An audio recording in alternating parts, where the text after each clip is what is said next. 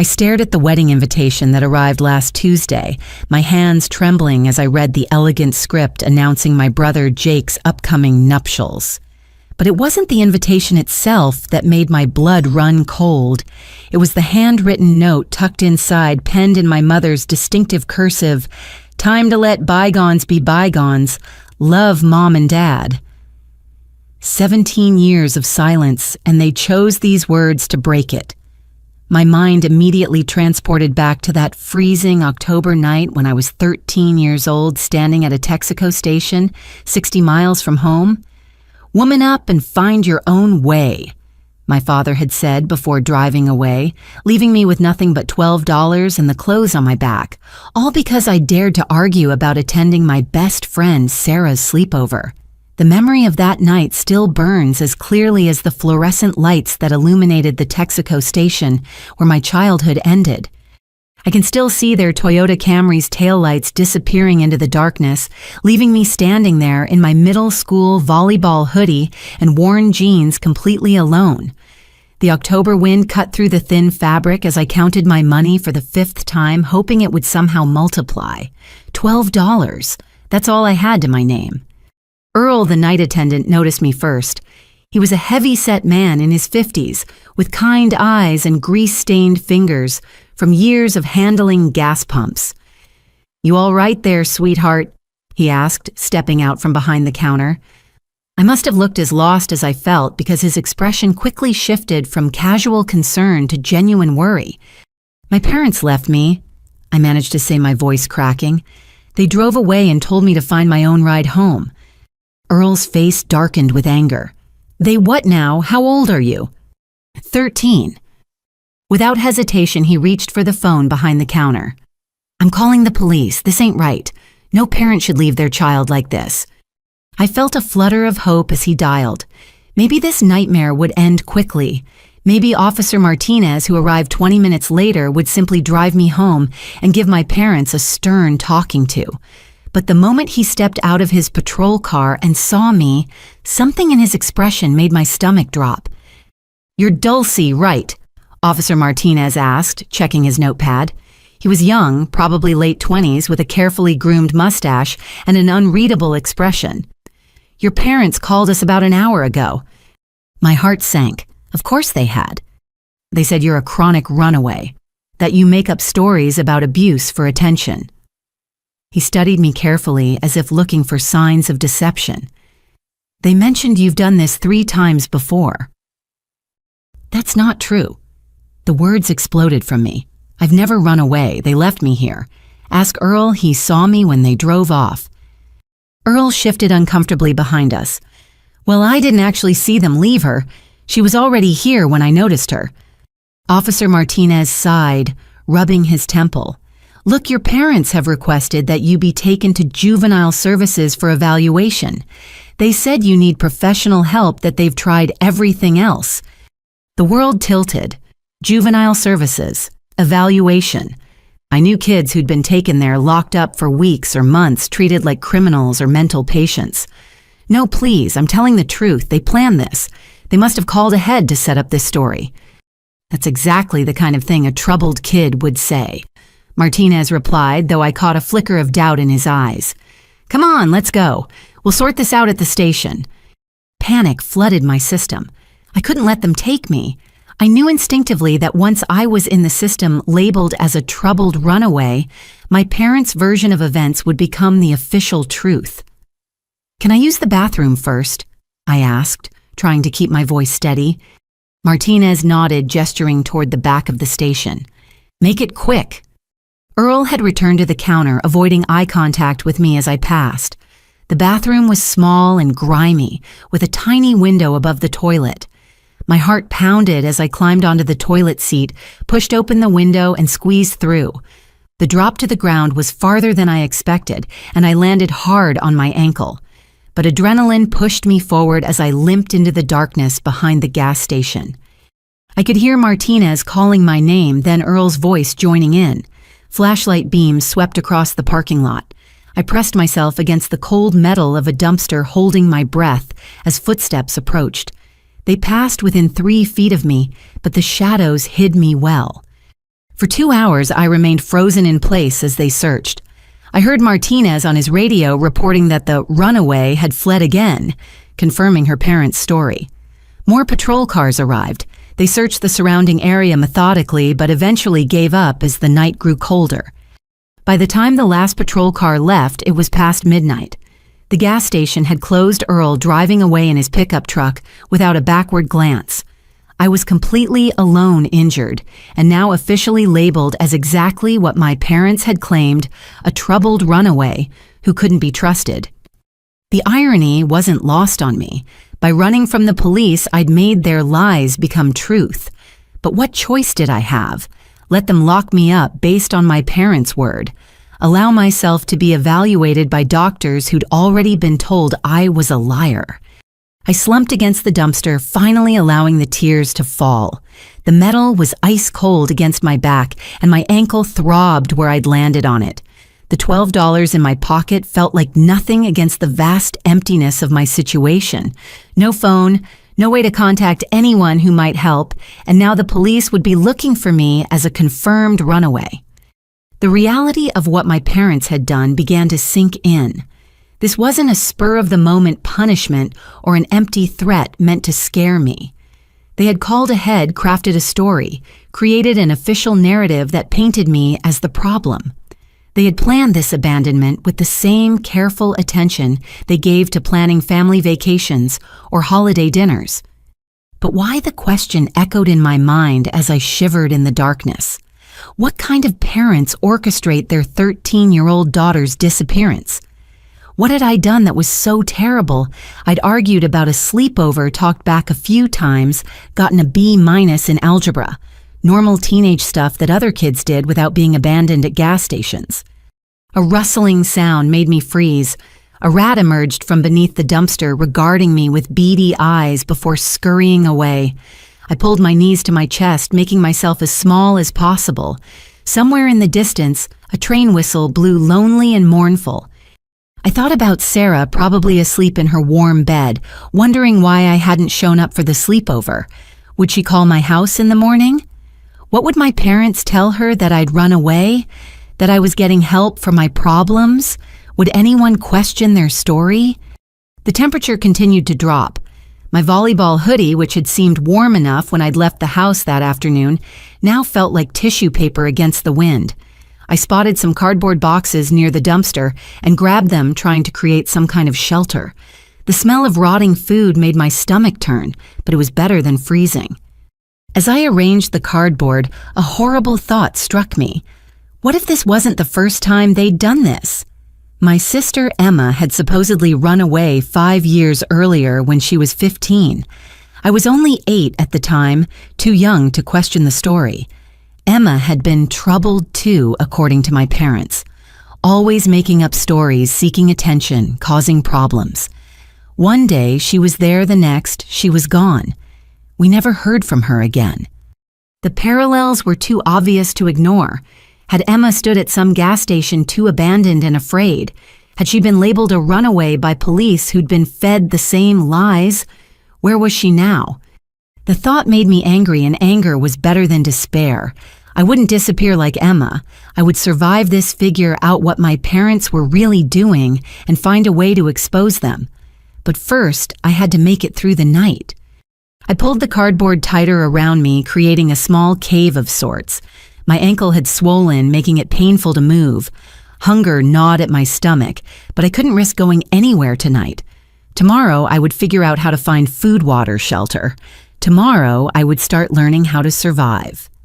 But tonight, I was just a 13-year-old girl sleeping behind a dumpster, abandoned by the people who were supposed to protect me. The stars above were hidden by clouds, and the darkness felt infinite. I closed my eyes and tried to imagine warmth, safety, home. But home was no longer a place I could return to. Home had driven away in a Toyota Camry, leaving me to woman up and find my own way. The cold had settled into my bones by 2 a.m, making sleep impossible. My makeshift cardboard shelter did little against the October wind that whistled through the alley behind the Texaco station. I was calculating how many hours until sunrise when I heard footsteps approaching.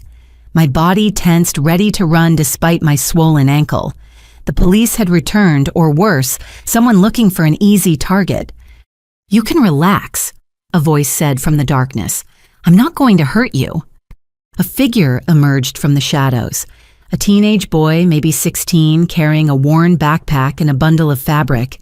He had sandy hair that needed cutting and clothes that had seen better days, but his eyes were alert and surprisingly warm. "I'm Marcus," he said, keeping his distance to show he wasn't a threat. "Saw the police circus earlier. First time." I nodded, not trusting my voice. "Figured. You're doing it wrong." He gestured at my cardboard setup. "Wind's coming from the west tonight. You've got your opening facing right into it. Also, cardboard alone won't cut it. Here." He tossed me the bundle of fabric. It was a thick blanket army surplus by the look of it, with only a few holes. "Why are you helping me?" I asked, catching the blanket. Marcus shrugged, settling down a safe distance away. "Someone helped me my first night 3 months ago. Figured I'd pass it on." He showed me how to arrange the cardboard to block the wind properly, how to use the blanket to trap body heat. "What's your name?" "Dulcie." "How old?" 13. He winced. "That's rough. I was 13 when my stepdad first kicked me out, but at least I got to go back for a while. Parents, they left me here, told the cops I was a chronic runaway." Classic move. Marcus said, his voice bitter. "My stepdad did the same thing. Makes it easier for them. Nobody questions the concerned parent story." He pulled out a water bottle and offered it to me. "Small sips. Don't know when you'll find more." The water was lukewarm but tasted better than anything I'd ever drunk.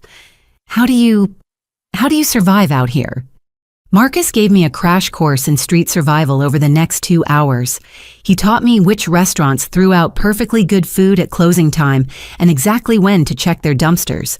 The McDonald's 2 blocks over tossed everything at 11:30 sharp.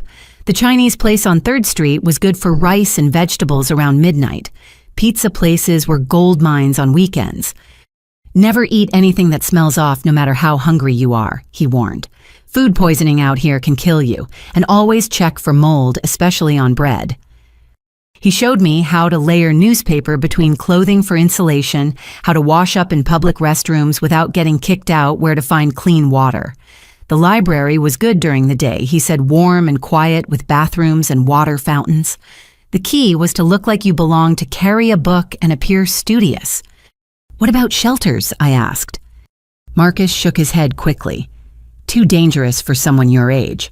They'll call social services and then you're back in the system, plus some of the adults there." He didn't finish, but I understood.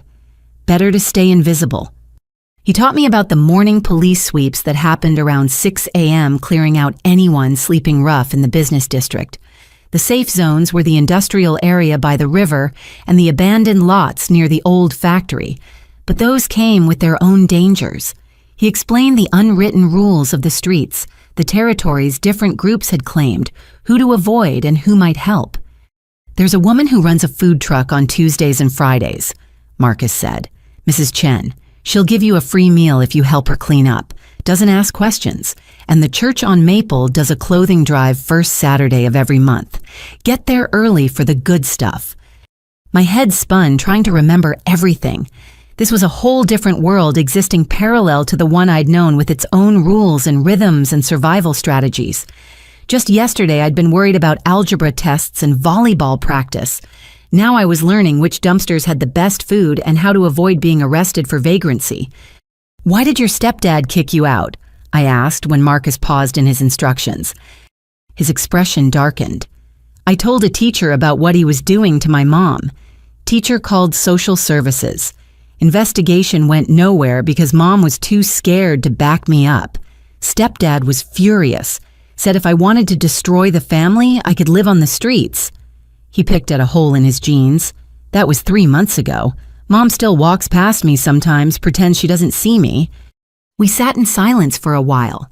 Despite everything, I realized I was lucky in a strange way. My parents had abandoned me cleanly with no pretense of love.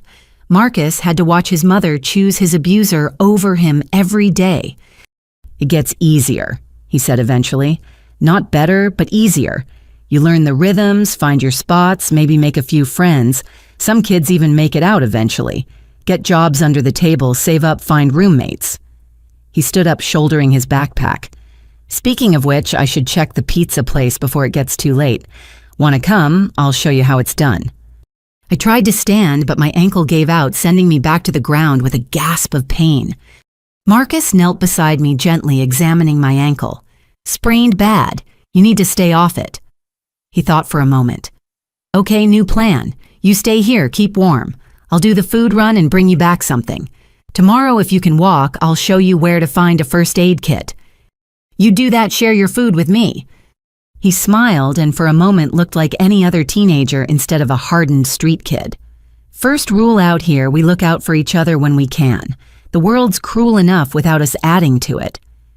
He headed off into the darkness, promising to be back within an hour. I wrapped myself in his blanket, amazed by the difference it made. The cardboard shelter, properly positioned, now actually blocked most of the wind. For the first time since my parents drove away, I didn't feel completely alone. Marcus had survived 3 months. Maybe I could too. He returned 40 minutes later with a feast by street standards, 2 slices of pepperoni pizza, an unopened bag of breadsticks, and half a chocolate cake that someone had special ordered but never picked up. We ate in companionable silence, and food had never tasted so good. Where do you sleep usually? I asked between bites. I move around. Staying in one place too long draws attention. Tonight I was planning to crash in the old railway depot, but it's a bit of a walk. You could stay here, I offered, surprised by my own boldness. I mean, there's room and you brought the blanket anyway. Marcus hesitated, then nodded. Just for tonight. It's actually good to have someone watch your back. You can take turns sleeping. We arranged ourselves carefully in the shelter, maintaining appropriate distance, but sharing the warmth. Marcus took the first watch, insisting I needed rest for my ankle to heal. Despite everything, I felt safer than I had all night. Not safe exactly, but not completely vulnerable either. Marcus, I said into the darkness. Yeah. Thank you for everything. I don't know what I would have done. You would have figured it out, he said firmly. You're tougher than you think. All of us out here are. We don't have a choice. I dozed, fitfully waking every time a car passed or a sound disturbed the night. During Marcus's sleep shift, I kept watch like he'd shown me alert for any approaching danger. The night seemed endless, but eventually the sky began to lighten in the east. Marcus woke just before 5, instantly alert. I need to move before the sweeps start. You should too, once your ankle's better. He gathered his few belongings, quickly efficient from practice. Will I see you again? I asked, suddenly desperate not to lose this connection. Maybe. I'll check back here tomorrow night if I can. But Dulcie... He paused, looking uncomfortable. Don't depend on anyone out here, including me. People disappear. They get arrested, they move on, He didn't finish. Just be careful who you trust. He left me the blanket despite my protests. I've got another stashed, he said. Then he pulled out a crumpled piece of paper and wrote something on it. If you're ever in real trouble, go to this address. It's a drop-in center run by an ex-street kid. They won't call the cops, but only use it for emergencies. Then he was gone, melting into the pre-dawn darkness like he'd never existed. I tucked the paper carefully into my shoe and began the painful process of standing. My ankle was worse after the night's rest, swollen and purple, but I couldn't stay here. The police would return or Earl would find me when he opened the station. I limped slowly toward the library. Marcus had mentioned each step agony. The blanket was bulky but precious, my only possession besides the clothes I wore. The $12 remained in my pocket, untouched. Marcus had shown me how to survive without money, at least for now. As the sun rose over the city, I thought I knew. I realized I was seeing it with completely different eyes. Every doorway was potential shelter, every dumpster a possible meal, every police car a threat. I was no longer Dulcie, the 8th grader who worried about homework and friend drama. I was Dulce, the runaway, learning to survive in shadows I'd never known existed. By the time I reached the library, it was almost 6. I found a hidden spot behind some bushes to wait until opening time, wrapping the blanket around myself. My stomach was already growling despite the late-night pizza, and my ankle throbbed with each heartbeat. But I was alive. I was free, and I had knowledge I hadn't possessed 24 hours ago. When I woke from an exhausted doze 2 hours later, the sun was fully up. I carefully folded Marcus's blanket and checked the note he'd given me. The address was real memorizable, but something else was written on the back that I hadn't noticed in the darkness. "Sorry kid, trust no one." The words sent a chill through me. I looked around, half expecting to see Marcus watching from somewhere, but the street was empty of familiar faces. Just commuters heading to work, living their normal lives, not noticing the injured girl with a blanket clutched to her chest. Trust no one. Even Marcus, who'd shown me kindness, who'd shared his food and knowledge, felt the need to leave that warning. Because on the streets, trust was a luxury none of us could afford. Everyone had their own survival to worry about. I tucked the note back in my shoe and prepared to face my second day as a runaway. The library would open soon. I would clean myself up, find something to read, try to blend in. I would rest my ankle and plan my next move. And I would remember Marcus's lessons, both the ones he'd spoken and the one he'd written. Trust no one. In a world where parents could abandon their children and police could be made to believe lies, maybe that was the most valuable lesson of all. The public library opened at 9 sharp. I had been waiting behind the bushes for an hour, practicing looking normal. Marcus had been right about appearance mattering. I finger-combed my hair, used spit to clean the worst dirt from my face, and adjusted my volleyball hoodie to hide a new tear. The blanket went into a plastic bag I'd found, making it look like I was carrying library books. Inside warmth enveloped me like a hug. I hadn't realized how cold I'd been until that moment. The librarian at the front desk, a middle-aged black woman with silver-streaked hair and kind eyes behind wire-rimmed glasses, glanced up as I entered. "Good morning," she said pleasantly. Her name tag read, Mrs. Patterson. "Morning." I mumbled, trying to project student-doing research energy. I made my way to the young adult section, grabbing a random book about dystopian futures. Ironic, considering I was living my own dystopia. I found a corner table partially hidden by shelves and settled in. The chair felt like heaven after a night on concrete. For the first hour, I genuinely tried to read, but exhaustion made the words blur. I switched to pretending turning pages at regular intervals while actually watching the library's rhythm. Mrs. Patterson made regular rounds, straightening chairs and checking on patrons. A security guard did a loop every 30 minutes. The bathrooms were down a hallway, no cameras visible. By 11, I desperately needed those bathrooms. I left my book open to hold my place and limped down the hallway. Inside, I locked the door and finally saw myself in a mirror. The girl staring back looked like a stranger. Hair matted despite my efforts, dirt streaked on my cheek eyes, hollow with exhaustion. My ankle had swollen more, straining against my sneaker. I washed as thoroughly as possible with paper towels and hand soap. The hot water felt miraculous on my cold hands. I even managed to rinse my hair in the sink, though drying it with paper towels left it looking worse than before.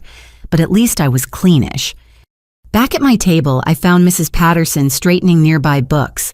She glanced at my open book, then at me. Something flickered in her expression. "That's the 3rd time you've had that same page open," she said quietly. My heart stopped. I'd been careless, too tired to properly fake reading. "I'm studying it really carefully," I tried. She moved closer, lowering her voice. "Honey, I've been a librarian for 22 years. I know when someone's reading and when someone's just trying to stay warm." Her eyes took in my damp hair the way I favored my injured ankle. "Are you all right?" The kindness in her voice almost broke me, but Marcus's warning echoed trust no one. "I'm fine, just tired from staying up late studying." Mrs. Patterson nodded slowly. "Of course. Well, there's a reading nook in the back that's more comfortable. Quieter, too. Less foot traffic." She pointed toward a corner I hadn't noticed. "The history section. Nobody ever goes back there on weekdays." I understood the unspoken offer. a place to rest without being observed. Thank you. She started to walk away, then paused. The library serves free lunch to students in our after-school program at noon, in the community room. If you happen to be there, I doubt anyone would check whether you're officially enrolled. My empty stomach clenched with hope. That's good to know. Mrs. Patterson smiled and continued her rounds. I gathered my things and found the history section. She was right. It was perfect. High shelves created a private space with a comfortable chair and even a small table. I sank into the chair, elevating my injured ankle on my backpack.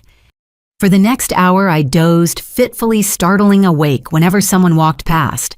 At 5 minutes to noon, I made my way to the community room. About a dozen kids were already there, mostly elementary age. Mrs. Patterson was setting out sandwiches and fruit. "Oh, good you made it," she said casually, as if I belonged there. "Help yourself. We always have extras." I took a turkey sandwich, an apple, and a juice box, trying not to seem too eager. The food was simple, but felt like a feast. I ate slowly, savoring each bite while the younger kids chattered around me.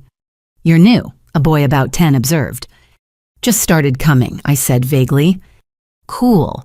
Mrs. P's the best. She lets us do homework here and everything." After lunch, I returned to my history nook. The food and warmth made me drowsy, but I forced myself to actually read this time, choosing a book about local history. If I was going to hide here regularly, I needed to blend in better. Around 2 o'clock, nature called again. This time, as I walked to the bathroom, I passed the computer area. On the community bulletin board, among notices for yoga classes and book clubs, I saw it. My school photo stared back at me from a missing person flyer. Runaway Dulcie Martinez, age 13, may be dangerous to herself or others. If seen, do not approach. Contact police immediately. The words hit like physical blows. Dangerous, do not approach. They'd made me sound like a criminal or a mental patient. My knees went weak. I tore my eyes away and continued to the bathroom, locking myself in a stall. Panic rose in my throat.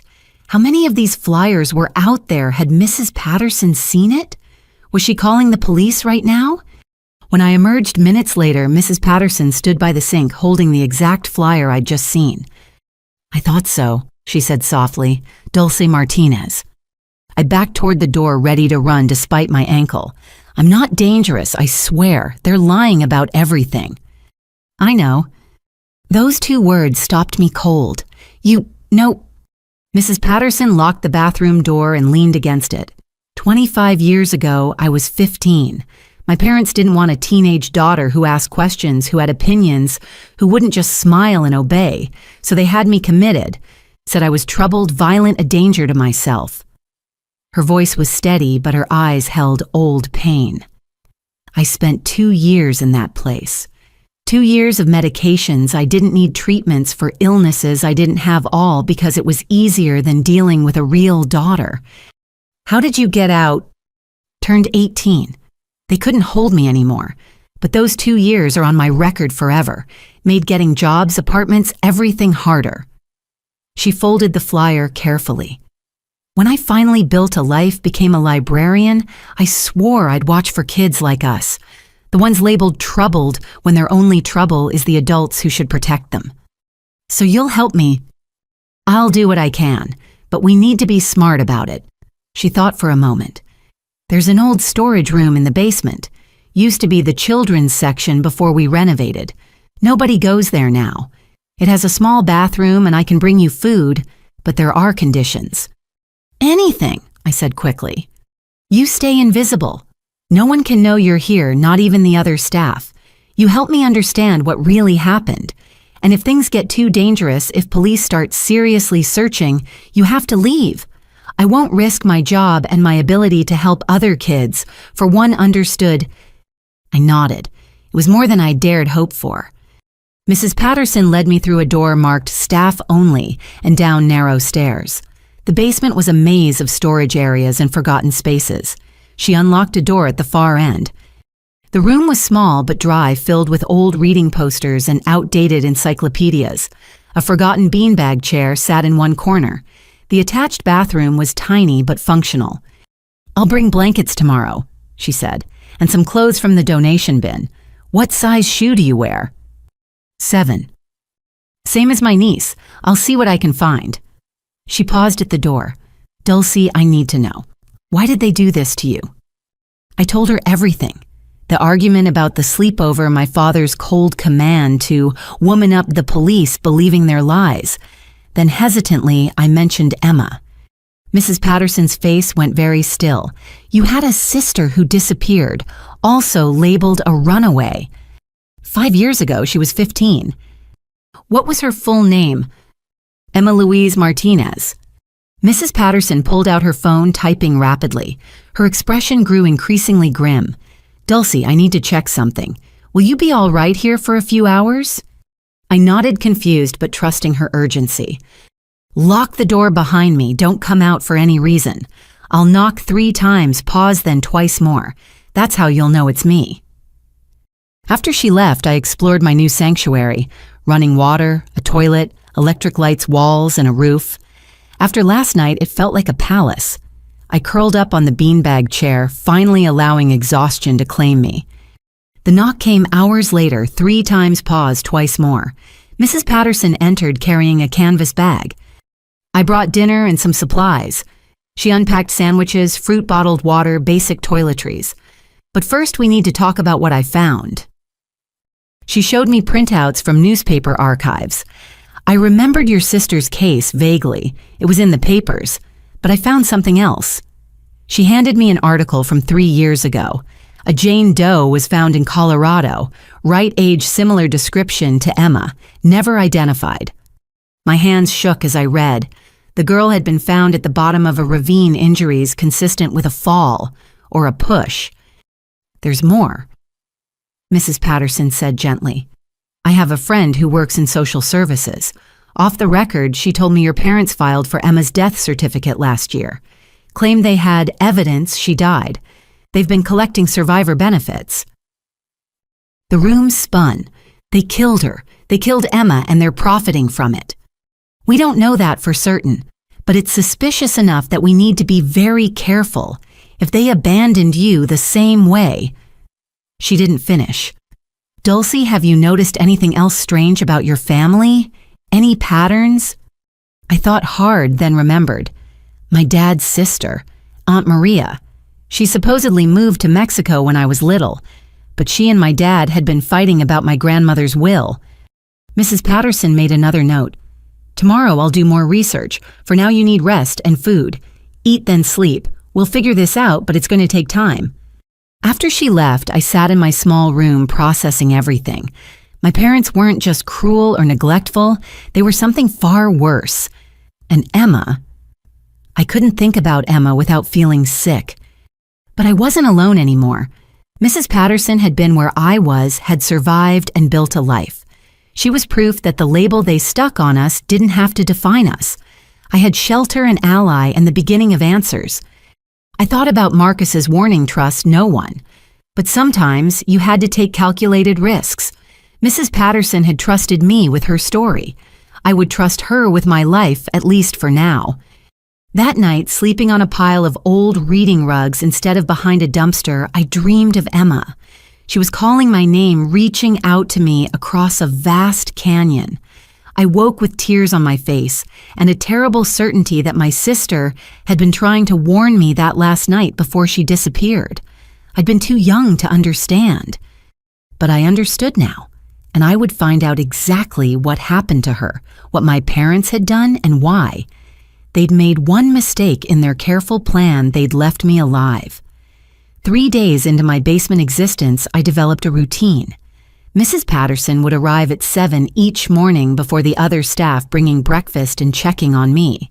Days were spent reading everything I could find about missing children, family crimes, and inheritance law. Nights were for planning and remembering. I brought you something, Mrs. Patterson said on the 4th morning, producing a laptop. It's old but functional. The library's Wi-Fi reaches down here if you sit near the door. I've set up a VPN for safety. Why are you taking such risks for me? I asked, overwhelmed by her continued kindness. She sat on an overturned crate, something she rarely did. Because when I was in that institution, convinced I was as crazy as they said, one nurse believed me. She couldn't get me out, but she kept me sane. She'd sneak me books, real food little reminders that I was human. Mrs. Patterson smiled sadly. She died 5 years ago. Helping kids like us, it's how I honor her memory. The laptop opened new worlds. I started with simple searches about Emma, but found little beyond the original missing person reports and the Jane Doe article Mrs. Patterson had shown me. Then I thought to check our local paper's digital archives, searching for any mention of the Martinez family before Emma disappeared. What I found made my blood run cold. 4 months before Emma vanished, she'd been featured in the paper 3 times. Once for making honor roll with a perfect GPA, once for her volunteer work at the animal shelter where she'd organized a successful adoption drive, the 3rd time for placing 2nd in a state science fair with a project on environmental conservation. This wasn't the portrait of a troubled teen. This was a girl with dreams, ambitions, a future. I dug deeper, finding her social media account still frozen in time. Her last post, 3 days before she disappeared, was about being excited for college applications. The comments from friends asking where she was growing, increasingly worried, then eventually stopping, broke my heart. Then I found something odd in the newspaper archives. A small notice in the legal section dated 2 weeks before Emma disappeared. Public notice Robert and Linda Martinez petition for power of attorney over minor Emma Martinez due to mental incompetence. They'd tried to legally control her first. When that failed, Mrs. Patterson. I called softly when she made her noon check-in. "Look at this." She studied the screen, her face darkening. They tried the legal route first. When did Emma turn 15? I calculated quickly. A month before she disappeared. Old enough to contest power of attorney to speak for herself in court. Mrs. Patterson made notes in her ever-present notebook. "What else have you found?" I showed her my other discovery. Emma's science fair project partner, a boy named David Chen, had posted on a memorial page someone set up. Emma was the smartest person I knew. The week before she left, she told me her parents were acting strange, asking her to sign papers she didn't understand. She was scared. "We need to find this David," Mrs. Patterson said immediately. "I already did. He's a sophomore at State University now, majoring in engineering. His contact info is on the school website." Mrs. Patterson looked impressed. "You're quite the investigator. What else?" I pulled up the oldest file I'd found. This is from 8 years ago.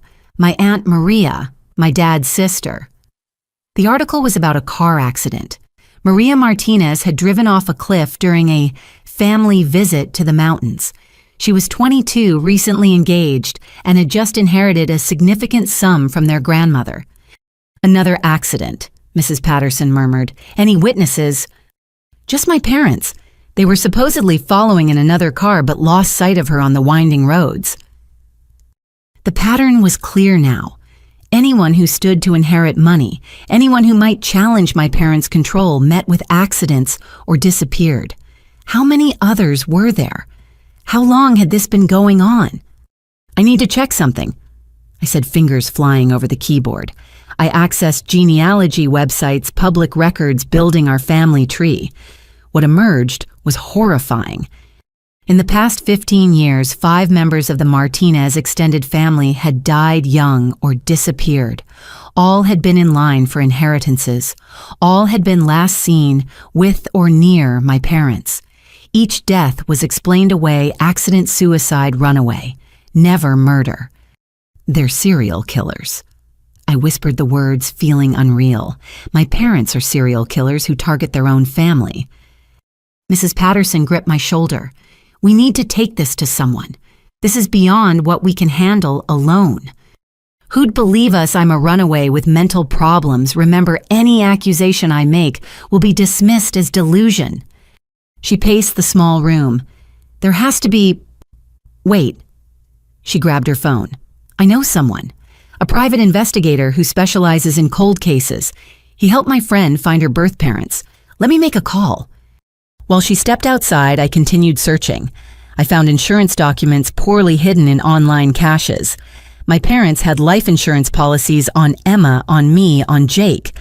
Emma's had already paid out. Mine was worth $200,000 with my parents as beneficiaries. My hands shook as I screenshot everything, emailing copies to 3 different anonymous accounts I'd created. If something happened to me, at least there'd be a trail. Mrs. Patterson returned, looking grim but determined. "He'll help. Tom Bradley, the investigator. He's actually been looking into your family already." "What, why?" "Another family hired him. Their daughter dated your brother Jake 2 years ago. She broke up with him and 2 weeks later fell down a flight of stairs. Survived, but barely. She insists she was pushed but couldn't prove it." Jake. My brother, who'd always seemed so normal, so distant from our parents' coldness. Was he part of this too? "When can I meet him?" I asked. "Tomorrow night. He'll come after the library closes. Dulcie." Mrs. Patterson sat beside me. "You're very brave. But this is dangerous. These people, your parents, they've apparently killed before. If they realize you're investigating them..." "They already tried to get rid of me," I pointed out. "But they made a mistake. They didn't stick around to make sure I disappeared like the others." That night, I lay awake thinking about Emma. Her last night at home, did she know she was in danger?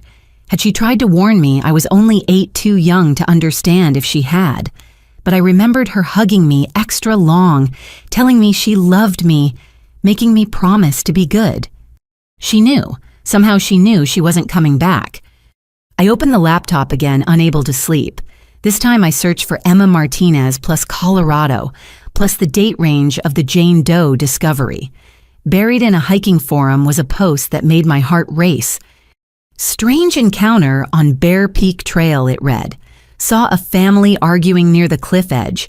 Teen girl seemed scared, kept trying to back away while her parents grabbed at her.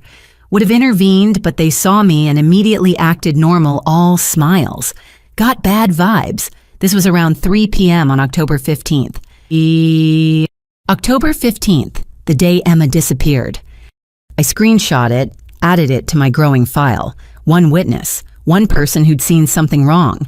It wasn't enough for court, but it was validation that my instincts were right. By morning, I'd compiled a 20-page document with every suspicious death, every insurance payout, every piece of evidence I could find. Mrs. Patterson found me asleep at the laptop, my face pressed against the keyboard. "You need to pace yourself," she said gently, bringing breakfast. "This isn't a sprint." 17 years, I said. "They've been doing this for at least 17 years. How many people have died? How many families destroyed? And everyone just believed them because they're good at playing the grieving relatives."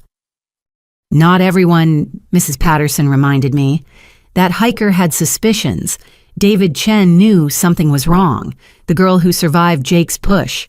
People see, they just don't always connect the dots." "Until now." She smiled grimly. "Until now. Eat your breakfast. Tonight we start connecting those dots with someone who can actually do something about it." I thought about my parents probably going about their normal lives, confident their latest abandonment had worked. They had no idea I'd found shelter allies, and most importantly, the truth about their 17-year murder spree. "Emma, I promise silently I'll expose them. For you, for Aunt Maria, for all of them. They won't get away with this." The 8th grader who'd argued about a sleepover was gone. In her place sat a detective, a survivor, and maybe the key to bringing down a family of killers who'd hidden behind respectability for far too long. Tomorrow I'd meet Tom Bradley. Tomorrow we'd begin building a case. But today I had more searching to do, because somewhere out there were more victims, more families who deserved justice, and I wouldn't stop until I found them all. 3 weeks had passed since my parents' abandonment, and I'd grown comfortable in my basement sanctuary. Too comfortable, perhaps. Mrs. Patterson had created a routine that made me feel almost normal. Meals appeared regularly. I had books and internet access, and my ankle had finally healed. But normalcy was an illusion, as I discovered the Tuesday morning when everything changed. I was deep in research cross-referencing insurance claims with obituaries when Mrs. Patterson burst through the door without her usual knock pattern. "Someone's been asking about you," she said breathlessly. A man with a camera taking pictures of the library entrance says he's a concerned citizen looking for a runaway. My blood froze. Police? No. Private investigator, but not Tom Bradley. This one feels wrong. She pulled out her phone, showing me a blurry photo she'd managed to snap. The man was tall, thin, wearing an expensive suit that seemed out of place for someone claiming to search for runaways. He's been questioning all the staff showing your picture. I started packing immediately. 3 weeks of safety had made me careless, but my street instincts kicked back in fast. Everything important went into my backpack. The laptop, my evidence files backed up on multiple USB drives, the few clothes Mrs. Patterson had brought me. "Wait," she said. "Don't run yet. Tom Bradley is coming this afternoon as planned. Let me text him about this." Her phone buzzed almost immediately. "He says to sit tight. He's on his way now." Another buzz. "And he says to tell you to check your email. He sent something this morning." I opened the laptop, hands shaking slightly. Bradley's email was brief but shocking. "Dulcie, I've been investigating your family for 18 months. You're not the first person to suspect them. I have evidence, but I need a living witness, someone who survived their attempts.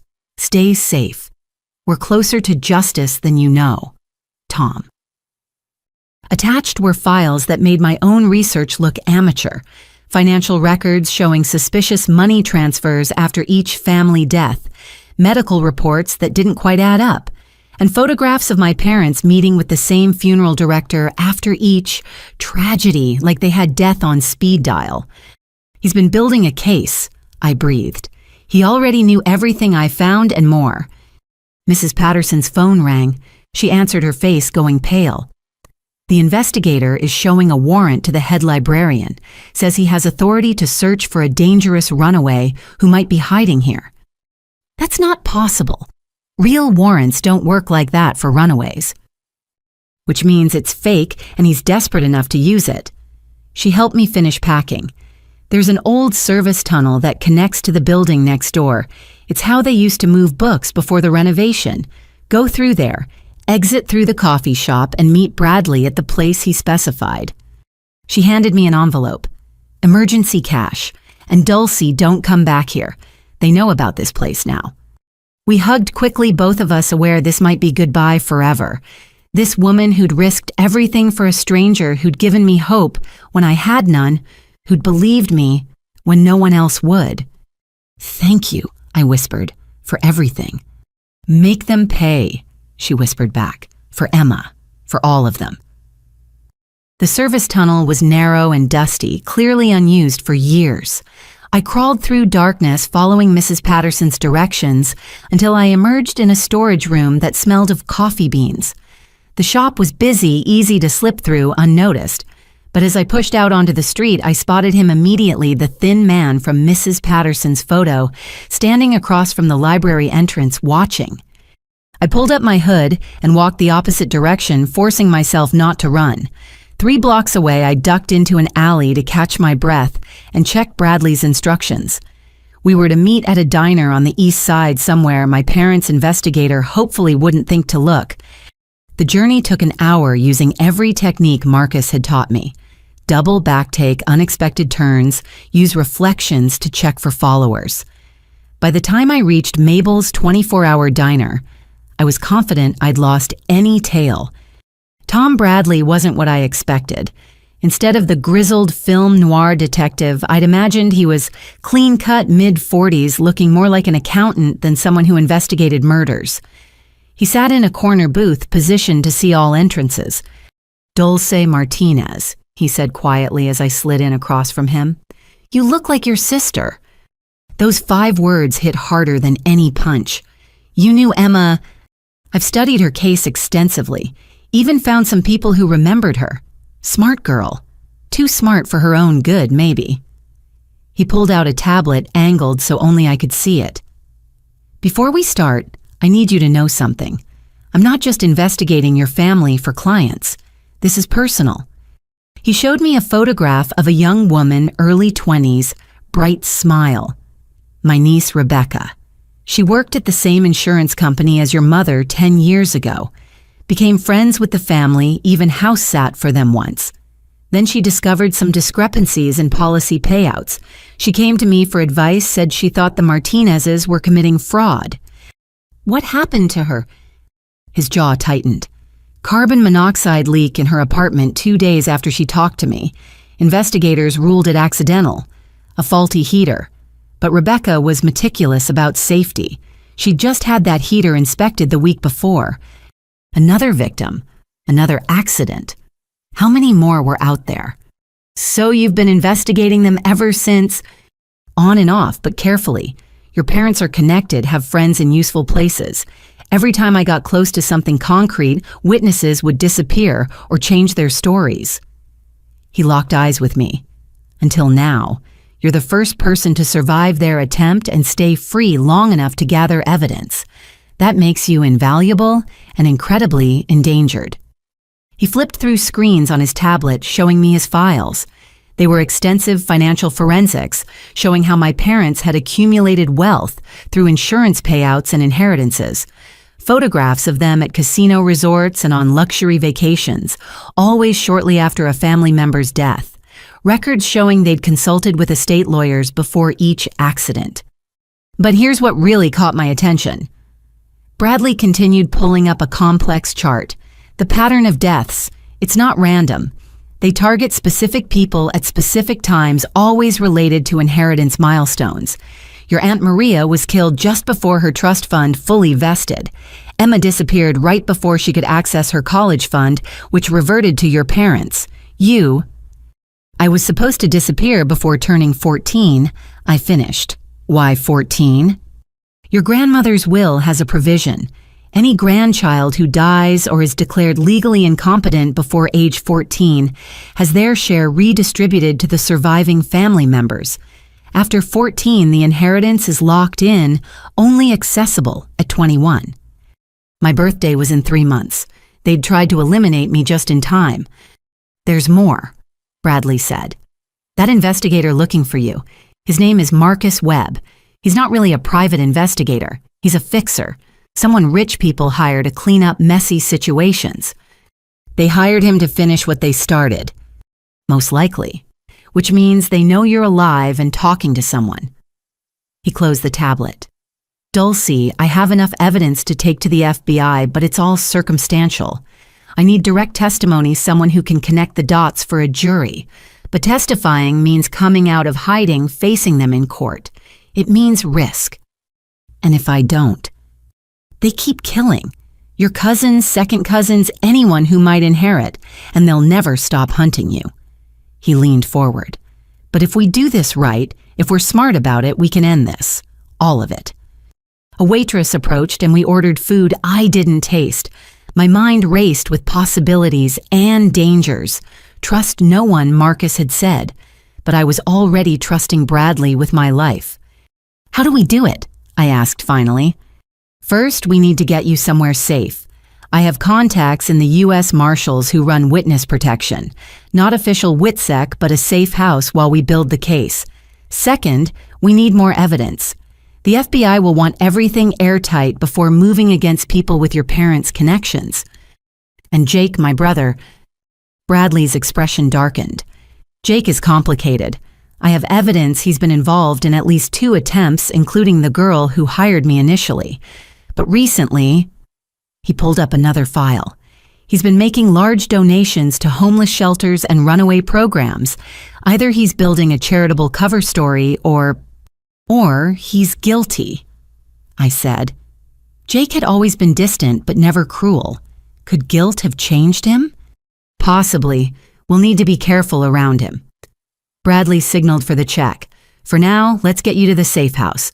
We'll have time to plan once you're secure. We left separately, him first, me 5 minutes later. But as I pushed through the diner door, I saw him, Marcus Webb, the fake investigator, standing by a black sedan across the street. Our eyes met for a split second before I ducked back inside. Back door! I hissed to a startled cook pushing through the kitchen. I could hear the front door opening as I burst into the rear alley. Run, my instincts screamed. But running meant abandoning Bradley, meant losing my chance at justice. I crouched behind a dumpster, how many of those had hidden me now, and pulled out the phone Mrs. Patterson had given me. Bradley answered immediately. "Where are you?" "Behind the diner. Webb is out front. He saw me." "Stay put. I'm circling back." 3 minutes felt like 3 hours. Then Bradley's unremarkable Honda pulled into the alley. I dove into the back seat, staying low as we pulled away. "He'll follow," I said. "Let him try." Bradley drove with practiced calm, making seemingly random turns. I've been evading tails for 20 years. Besides, we're not going far. We pulled into a parking garage downtown. Bradley led me through a maze of levels and stairwells, eventually emerging in a different building entirely. An elevator took us to the 14th floor, and an office door marked Meridian Consulting. Inside was nothing like an office. It was set up as a small apartment, kitchenette, bathroom, fold-out bed, and enough security equipment to stock a spy movie. "My unofficial headquarters," Bradley explained. "Not in my name, not connected to any of my cases. You'll be safe here while we plan our next move." Safe. The word felt foreign now. But as I sank onto the small couch, exhaustion hitting like a wave, I realized something had changed. I wasn't just running anymore. I wasn't just surviving. I was hunting them as much as they hunted me. "Tom," I said as he checked the security monitors, "what if they don't stop? What if going public makes them more desperate?" He turned to face me, expression serious. "Then we make sure they can't hurt anyone else first. Your parents have operated in shadows for 17 years. It's time to drag them into the light." Outside the reinforced windows, the city sprawled in all directions. Somewhere out there, my parents were living their lie, playing the grieving family while planning their next move. Marcus Webb was searching other fixers, maybe joining him. But I was no longer the scared 13-year-old at the gas station. I had evidence, I had allies, and I had the truth. It would have to be enough. The safe house became my world for the next week. Bradley had thought of everything: encrypted computers, secure phone lines, enough food for a month. But isolation weighs heavy when you're 13 and processing the fact that your family are murderers. I threw myself into the work helping Bradley organize evidence, creating timelines, preparing for whatever came next. It was Thursday evening when everything shifted again. I was reviewing financial records when an alert popped up on the computer Bradley had configured to monitor my old social media accounts. Someone had tagged me in a post. My friend Sarah had uploaded a photo of our volleyball team from last month, adding the caption, "Missing our star player. Dulcie, if you see this, please come home. We're all worried." My heart ached seeing my teammates' faces, my old life frozen in pixels. But what made my blood freeze was the first comment posted minutes after the photo went up. "Jake Martinez. Thanks for posting this, Sarah. Our family misses her so much. If anyone has seen my sister, please reach out. Mom and Dad are devastated." Then a private message notification from Jake. I shouldn't have opened it. Bradley had warned me against any contact, but my brother had been part of my life for 13 years. Despite everything, I clicked. "Dulcie, I know you'll see this eventually. You always checked Sarah's posts religiously. We need to talk. I know you're scared and you have every right to be, but there are things you don't understand. Things about our family that go deeper than you know. I'm at the old warehouse on Pier 47 every night this week from 10 to midnight. Come alone. Don't tell whoever is helping you. This is between family. Jake." I stared at the message, my mind racing. It could be a trap. It probably was a trap. But what if Jake knew something crucial? What if he wanted out too? Bradley was meeting with his FBI contact tonight. He'd made me promise to stay put, to not answer the door for anyone. But the warehouse was only 20 minutes away, and I'd gotten good at moving through the city unseen. The decision was stupid, reckless. Everything street-smart Marcus had taught me screamed against it, but I went anyway. I left a note for Bradley just in case. Took the emergency phone and a small canister of pepper spray he'd left in the kitchen drawer. The city felt different at night now, full of shadows that could hide Webb or worse. Pier 47 was abandoned part of the old industrial district that developers kept promising to revitalize. The warehouse Jake specified was a hulking structure of rust and broken windows. Every instinct I had screamed danger, but I pushed forward. Jake stood in a pool of light from a camping lantern, looking older than his 20 years. He'd lost weight, dark circles shadowing his eyes. When he saw me, his face crumbled with what looked like genuine relief.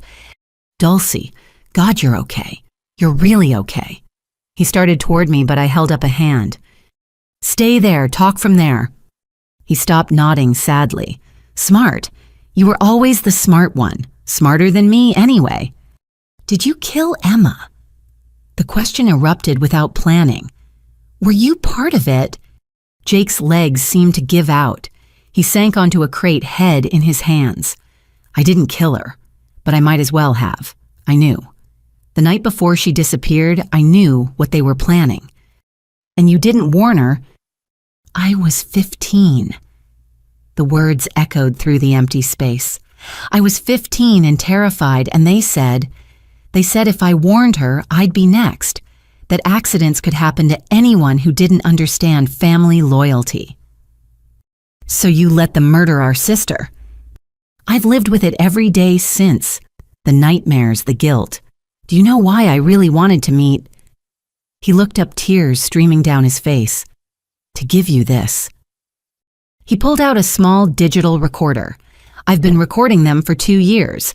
Every conversation about family business, every planning session. I couldn't save Emma, but maybe I can save you." My hand shook as I took the device, maintaining my distance. "Why now? Why not give this to police earlier?" "Because I was a coward. Because I benefited from their crimes even as I hated them for it. The cars, the college tuition, the trust fund, all blood money. But when they abandoned you—" His voice broke. "You were just a kid. Emma was at least a teenager, but I couldn't let them do it again." "Is that why you've been donating to runaway shelters?" His head snapped up. "How did you know about that?" "I have help. People who've been investigating our parents for years." "Good. That's good." He wiped his eyes. "Listen, there's something else. Something about why they do this. It's not just money, though, that's part of it. Our grandmother, Dad's mom, she wasn't just wealthy. She knew things about the family history, dark things. She kept journals, documented everything. Dad and Mom aren't the first in our family to cull relatives." My stomach churned. "What?" "It goes back generations. Some twisted family tradition about keeping the bloodline strong by eliminating the weak, the ones who might talk, who might break the cycle. Grandma tried to stop it by spreading the inheritance wide, making it harder to consolidate power, but that just gave them more targets. Where are these journals?" "That's what I'm trying to find. Emma was looking for them before they killed her. She left notes in code places she'd searched. I've been following her trail." He stood slowly. "Dulcie, they're getting desperate. Hiring Webb was just the start. They know you're out there building a case. They're planning something bigger." "How do you know?" "Because they asked me to help, wanted me to use my connection with Sarah to track you down. I've been stalling, but—" He pulled out his phone, showing me a text thread. "They're threatening her now. Said if I don't produce results, my girlfriend might have an accident." "Sarah's not your girlfriend." "They don't know that, but she's still in danger because of her connection to you." He pocketed the phone. "You need to know about the wedding." I'd almost forgotten about the wedding invitation that started this journey. "Your wedding?" "It's not real." "Well, Amanda's real, but the wedding is a trap. They know you'll come, or at least make contact. Every relative who might oppose them will be there. One location, one event." He didn't need to finish. "They're planning a mass murder. Nothing that obvious, but accidents happen at destination weddings. Food poisoning, boating mishaps, car crashes on winding roads. They've already scouted locations with lots of potential for tragedy." He pulled out a folder. "Here. Everything about the wedding, plans, the guest list, who they consider threats. Take it to whoever's helping you." I took the folder, mind reeling. A family tradition of murder, generations of culling the weak, and now a wedding designed as a killing field. Jake, come with me. We can protect you. He shook his head. If I disappear, they'll know you have inside information. I'm more useful playing along for now. Besides, he gestured to the warehouse around us. This isn't the only copy of those recordings. I've hidden dozens. If something happens to me, they'll surface. Don't be a hero. Look what happened to Emma when she tried to stop them alone. I'm not alone anymore. You're out there building a case. Just be careful, Dulcie, and know that I'm sorry. For everything. For not protecting Emma, for benefiting from their crimes, for being too weak to stop them sooner. A sound from outside made us both freeze. Footsteps on gravel, multiple sets. Go, Jake whispered urgently. Back exit through the offices. Go! I ran clutching the recorder and folder. Behind me, I heard car doors slamming, voices calling Jake's name. Not our parents, they'd never dirty their own hands. But Webb, maybe, or others like him. The offices were a maze of decay and debris. I navigated by moonlight and memory of similar buildings explored during my homeless weeks. Behind me, shouts echoed through the warehouse. Jake's voice rose above them, playing confused, asking what was wrong. I burst out onto a different street, immediately blending into a group of late-night workers heading home. My hands shook as I texted Bradley. Coming back, have information, being followed. His response was instant. Stay public, main streets only. I'm sending help. The 20-minute journey stretched into an hour of doubling back and hiding in late-night businesses. By the time I reached the safe house building, a woman I'd never seen before was waiting by the entrance. Bradley sent me, she said quietly, showing FBI credentials. Let's get you inside. Bradley was pacing when we arrived, his usual calm cracked. What were you thinking I told you to stay put? I handed him Jake's evidence. Family emergency. His anger evaporated as he examined the recorder and files. This is everything we need. Documentation of conspiracy planning, historical pattern. He looked up. Your brother gave you this. He's been collecting it for 2 years, living with the guilt of Emma's death. I collapsed onto the couch, exhaustion hitting hard. Tom, it's bigger than we thought. This isn't just my parents. It's generational. A family tradition of murder. Bradley sank into a chair, processing. That explains the sophistication.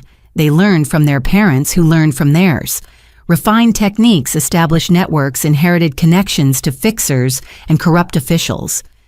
And now they're planning to use Jake's wedding to eliminate multiple targets at once. Not if we stop them first. He pulled out his phone. This recording combined with what we already have is enough. I'm calling my FBI contact. It's time to make this official. As he made the call, I thought about Jake in that warehouse. My brother, who'd carried the weight of Emma's death for 5 years, who'd finally found the courage to act even if it came too late for our sister. The recorder contained hours of content. Bradley and I listened to snippets while waiting for the FBI. My parents' voices casual as they discussed murder, like others discussed grocery lists, planning accidents, comparing methods, even laughing about past successes. One conversation made me physically ill. My mother describing Emma's final moments. She actually thought we were taking her to look at colleges, even thanked us for supporting her dreams, right up until Robert pushed her. My father's response, the grateful ones are always easiest. They never see it coming. By dawn, our safe house was full of federal agents. Bradley's contact, Special Agent Rivera, had brought a team specializing in organized crime and murder-for-hire conspiracies. They took my statement, made copies of everything, began planning their approach. We'll need you to testify, Rivera told me. Your direct testimony combined with this evidence will ensure convictions, but we'll protect you. Official witness protection this time. What about Jake? He's still with them, pretending everything's normal. We'll extract him carefully. Can't tip our hand too early. She studied the wedding files. This gives us an opportunity. If they're planning something at the wedding, we can catch them in the act. You want to use the wedding as a trap. Sometimes the best way to catch predators is to let them think they're hunting. I thought about all the relatives on that guest list marked for death because they might inherit something. All potential victims of a tradition that had claimed who knows how many lives over generations. Do it, I said, but get everyone out safely. Rivera smiled grimly. That's the plan. Your family's killing days are over. As the agents worked, I stood by the window watching the city wake up. Somewhere out there, my parents were planning murder. Jake was playing a dangerous game. Mrs. Patterson was probably worried sick. And Marcus, the homeless teen who'd taught me to survive, was still on the streets, unaware his lessons had helped bring down a dynasty of killers. The scared 13-year-old was gone. In her place stood a survivor who'd helped expose a conspiracy spanning generations. Emma would have justice. All of them would. The hunt was almost over, but the hardest part, facing them in court telling the world what my family really was, still lay ahead. The FBI operation required patience. While they built their case and planned the wedding trap, I remained in protective custody. 3 weeks of debriefings, recorded testimonies, and careful preparation. Agent Rivera became a constant presence, teaching me how to testify, how to stay calm under cross-examination. But isolation, even protective isolation, wears on you. Bradley visited daily, updating me on the investigation's progress. My parents continued their normal routines, unaware their every move was being watched. Jake maintained his cover-feeding information to the FBI while playing the dutiful son. It was Mrs. Patterson who provided unexpected relief. Bradley had made contact with her, assuring her I was safe. She sent books, letters of encouragement, and crucially updates about the library community I'd left behind. One letter concerned me. There's a new woman volunteering with our youth programs, Nancy Williams. She seems particularly interested in helping runaway teens. Something feels off about her, but I can't pinpoint what. I showed the letter to Rivera. Mrs. Patterson has good instincts. Might be worth checking. Rivera nodded, making a note. We'll look into it. Can't be too careful with your family's network. That afternoon, Bradley arrived with troubling news. We've been tracking your parents' communications. They've hired someone new. Not a fixer like Webb, but someone who specializes in finding missing children. A woman named Nancy Williams. My blood ran cold. She's at the library near Mrs. Patterson. We know. We've been monitoring her since she showed up. Bradley pulled up a file on his tablet. Nancy Williams doesn't exist before 6 months ago. The identity is completely fabricated. But we tracked her real name, Nicole Vance. She runs what looks like a foster home for troubled teens. Looks like. No official licensing, no government oversight, and teens who go there have a tendency to disappear. The room spun, another predator hunting vulnerable kids, but this one was connected to my parents somehow. Rivera took over. We've been investigating similar operations.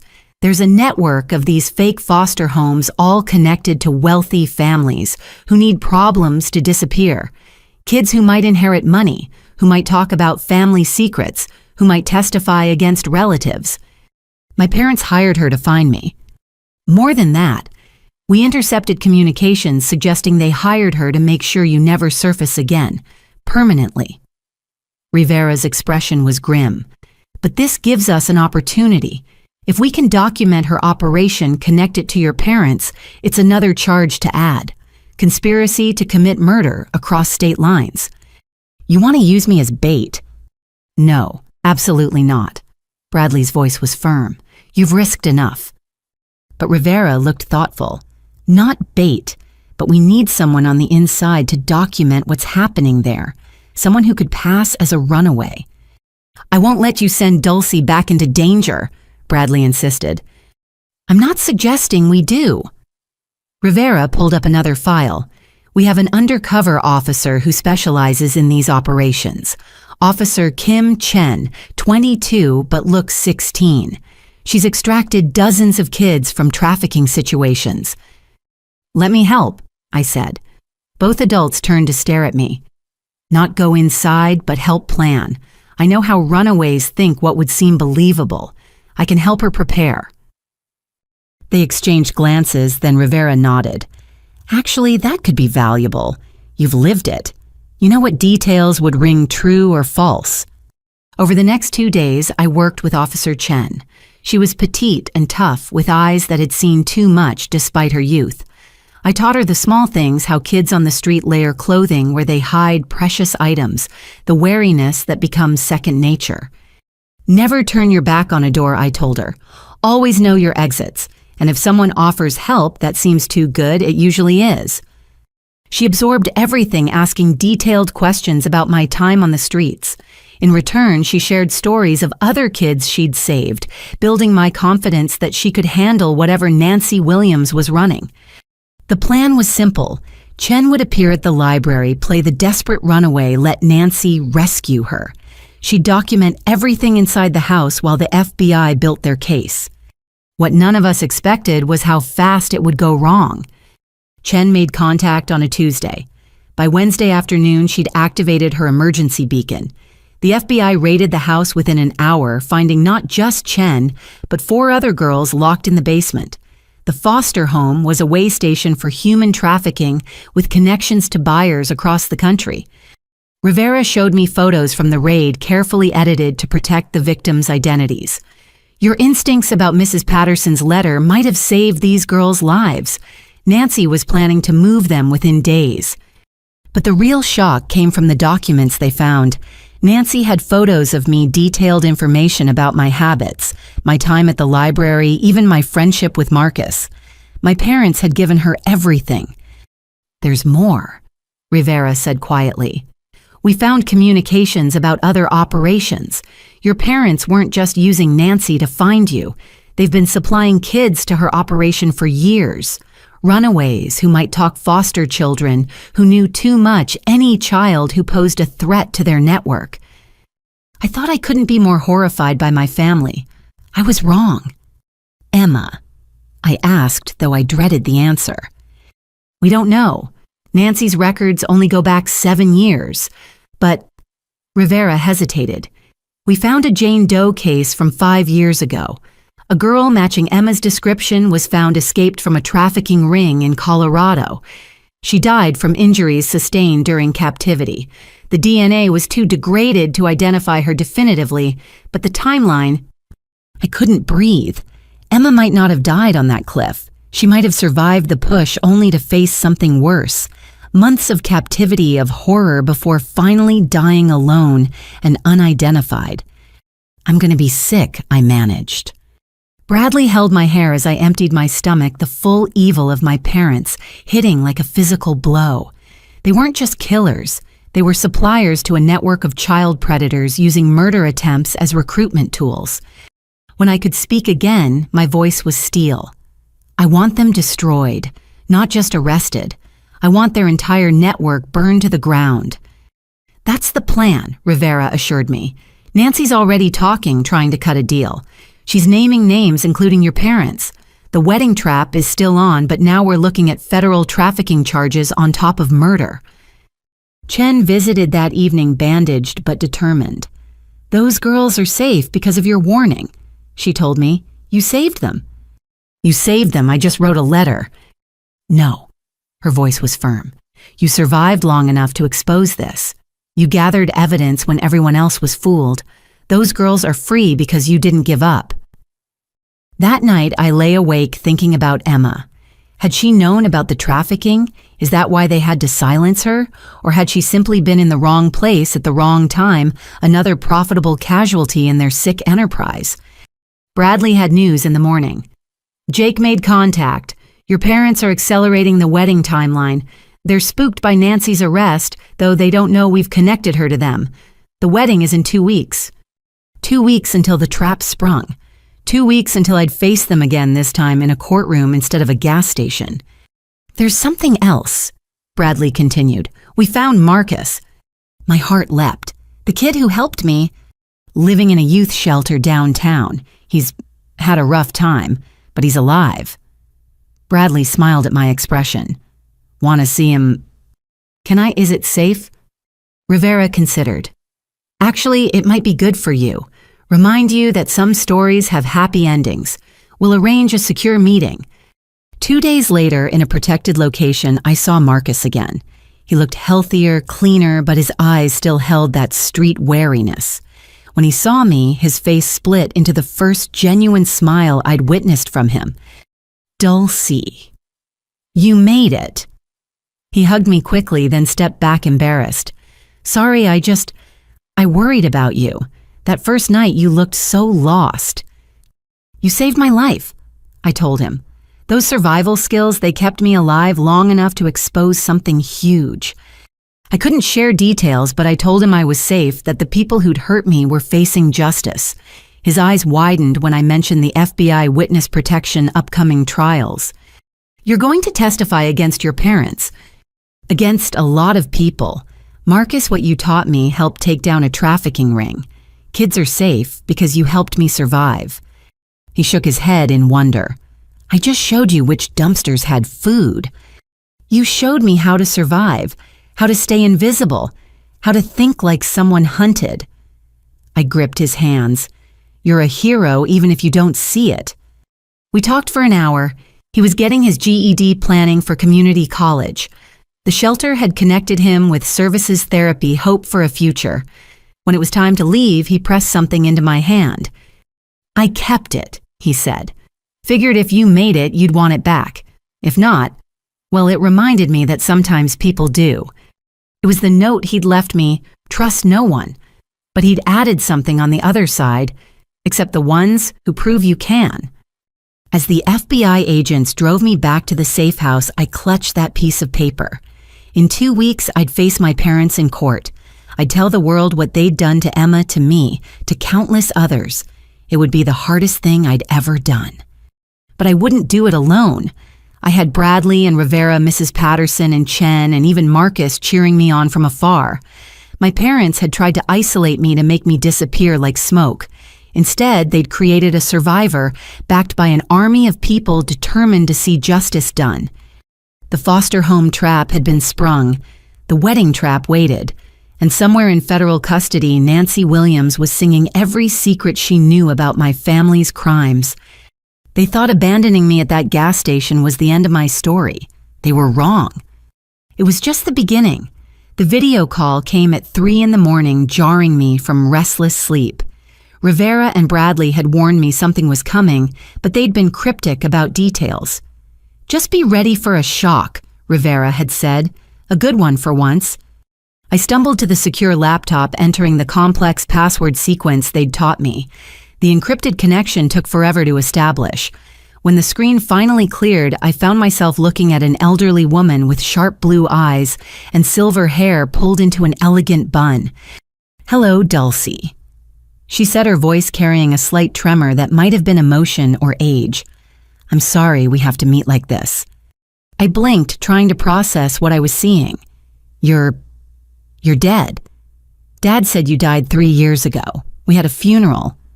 Ruth Martinez smiled sadly. Your father says many things that aren't true, but in this case, he believes it himself. The body they buried was a very convincing fake courtesy of the U.S. Marshals Service. Grandma, the word came out as barely a whisper. Yes, sweetheart, it's really me. Tears tracked down her weathered cheeks. I've been watching over you from afar. When they abandoned you at that gas station, it nearly killed me to not intervene directly. But I had to wait, had to let the investigation build. Investigation. How long have you known what they were doing? Ruth's expression hardened. I suspected after Maria died. My daughter was too careful a driver to simply plunge off a cliff, but I had no proof. Then Emma started asking questions, noticed the same patterns you did. She came to me with her suspicions. Emma knew you were investigating. She was helping me. Smart girl, your sister. Too smart for her own good. Ruth pulled out a tissue, dabbing her eyes. The night before she disappeared, she called me, said she'd found something important in the old family records. She was going to bring them to me the next day. But they killed her first. They tried, but Emma was resourceful. She hid the documents before they took her on that final trip. Ruth leaned closer to the camera. Dulcie, I need you to understand something about our family. The sickness in it goes back generations, but so does the resistance to it. Your great-grandmother fought it. I fought it. Emma fought it. Now it's your turn. Where are the documents Emma found hidden in the last place your parents would look? The one place in the house they never go. She smiled slightly. The attic crawl space above your room, behind the insulation near the south wall. Emma knew you were the only one small enough to fit back there when you were older. My mind raced. Emma had been in my room that last night, hugging me extra long, telling me she loved me. Had she been hiding evidence just feet from where I slept? After Emma disappeared, I knew I was next. Ruth continued. Your parents had already tried twice. Food poisoning at Sunday dinner that only affected me. Brake lines cut on my car. So I reached out to Tom Bradley. Yes, I'm the one who hired him initially. Together we staged my death. But the funeral, the will reading, all theater. The will they read was fake. My real will is quite different. Her eyes glinted. You see, I've spent 3 years documenting everything. Not just your parents' crimes, but the entire family history. Every suspicious death, every missing relative, every insurance payout. It goes back 60 years, Dulcie. Your grandfather, his father before him, killers all. I felt sick. Why would a family do this for generations? Power, money, and a twisted philosophy that the family must be pruned to stay strong. They call it the tradition. Only the ruthless survive to pass on the name.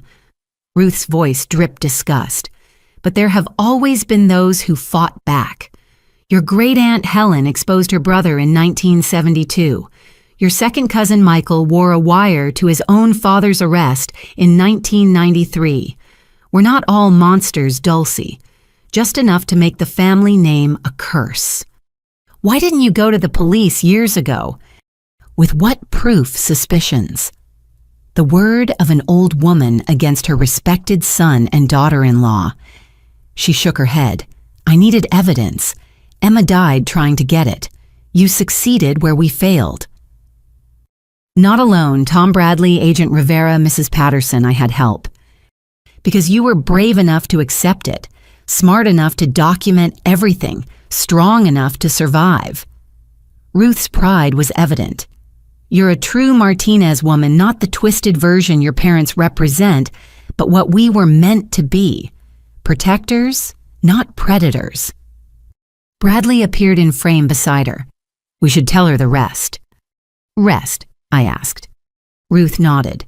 The documents Emma hid aren't just family records. They're originals, birth certificates, death certificates, insurance documents, all proving the forgeries your family has used for decades. But more importantly, there's a ledger, a complete record of the tradition, written by your great-grandfather, names, dates, methods, and most crucially, where the bodies are hidden. My breath caught.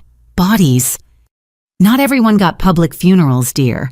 Some simply moved away or lost touch.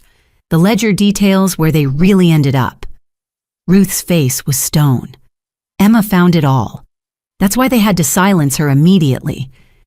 If we could get that ledger, it would prove conspiracy going back generations, show pattern and practice, turn individual murders into organized crime. Bradley leaned forward, but we can't legally enter the house to search. Unless I invited you, I said slowly. It was my home too, my room. Rivera must have been listening because her voice came through the speakers. Absolutely not. We're not sending you back into that house. You wouldn't be sending me. I'd be choosing to go. The plan formed as I spoke. My parents don't know I'm cooperating with you. What if I appeared to break from protective custody, showed up at home playing the prodigal daughter? I could retrieve the documents while wearing a wire. Too dangerous, Bradley said immediately. But Ruth looked thoughtful. It could work. Robert and Linda always underestimate their children. They'd believe Dulcie came crawling back, especially if she seemed properly broken. "Grandma," Bradley protested. "Don't grandma me, Thomas. This is our chance to end it all." She focused on me. "But only if you're certain. This isn't just dangerous, it's the hardest thing you could do. Facing them, pretending to be defeated, when every instinct will scream to run or fight." I thought about Emma dying alone, whether on a cliff or in some trafficking hellhole. About Aunt Maria, whose only crime was inheriting money. About all the names I'd found in my research lives cut short by family tradition. "When?" I asked. "The wedding is in 10 days, Rivera's voice said. "If you're going to do this, it needs to be soon. We need time to analyze whatever you find." "Tomorrow," I said. "Give me tonight to prepare and I'll go tomorrow." Ruth wiped away fresh tears. "You're so much like Emma, so much like your great-grandmother Helen, the ones who fight back." "What happened to Helen?" I asked, though I suspected I knew. "Officially, car accident 3 days after she testified against her brother." Ruth's smile was sharp. "Unofficially, she lived another 40 years under a new name in Canada. I visited her every summer until she passed. Natural causes in her sleep, surrounded by the family she built far from the Martinez curse." Hope bloomed in my chest. Some of us escaped. Some of us survived to build new lives. "Dulce," Ruth said softly, "whatever happens, know that I love you, that Emma loved you, that there is good in our bloodline worth saving." "I know, Grandma. I'll get those documents. For Emma, for all of them." The call ended, leaving me alone with the weight of tomorrow's mission. But I wasn't truly alone. Somewhere, my grandmother was alive and fighting for justice. My brother was risking his life maintaining his cover. Mrs. Patterson was protecting other vulnerable kids at the library. Marcus was building a new life at the shelter.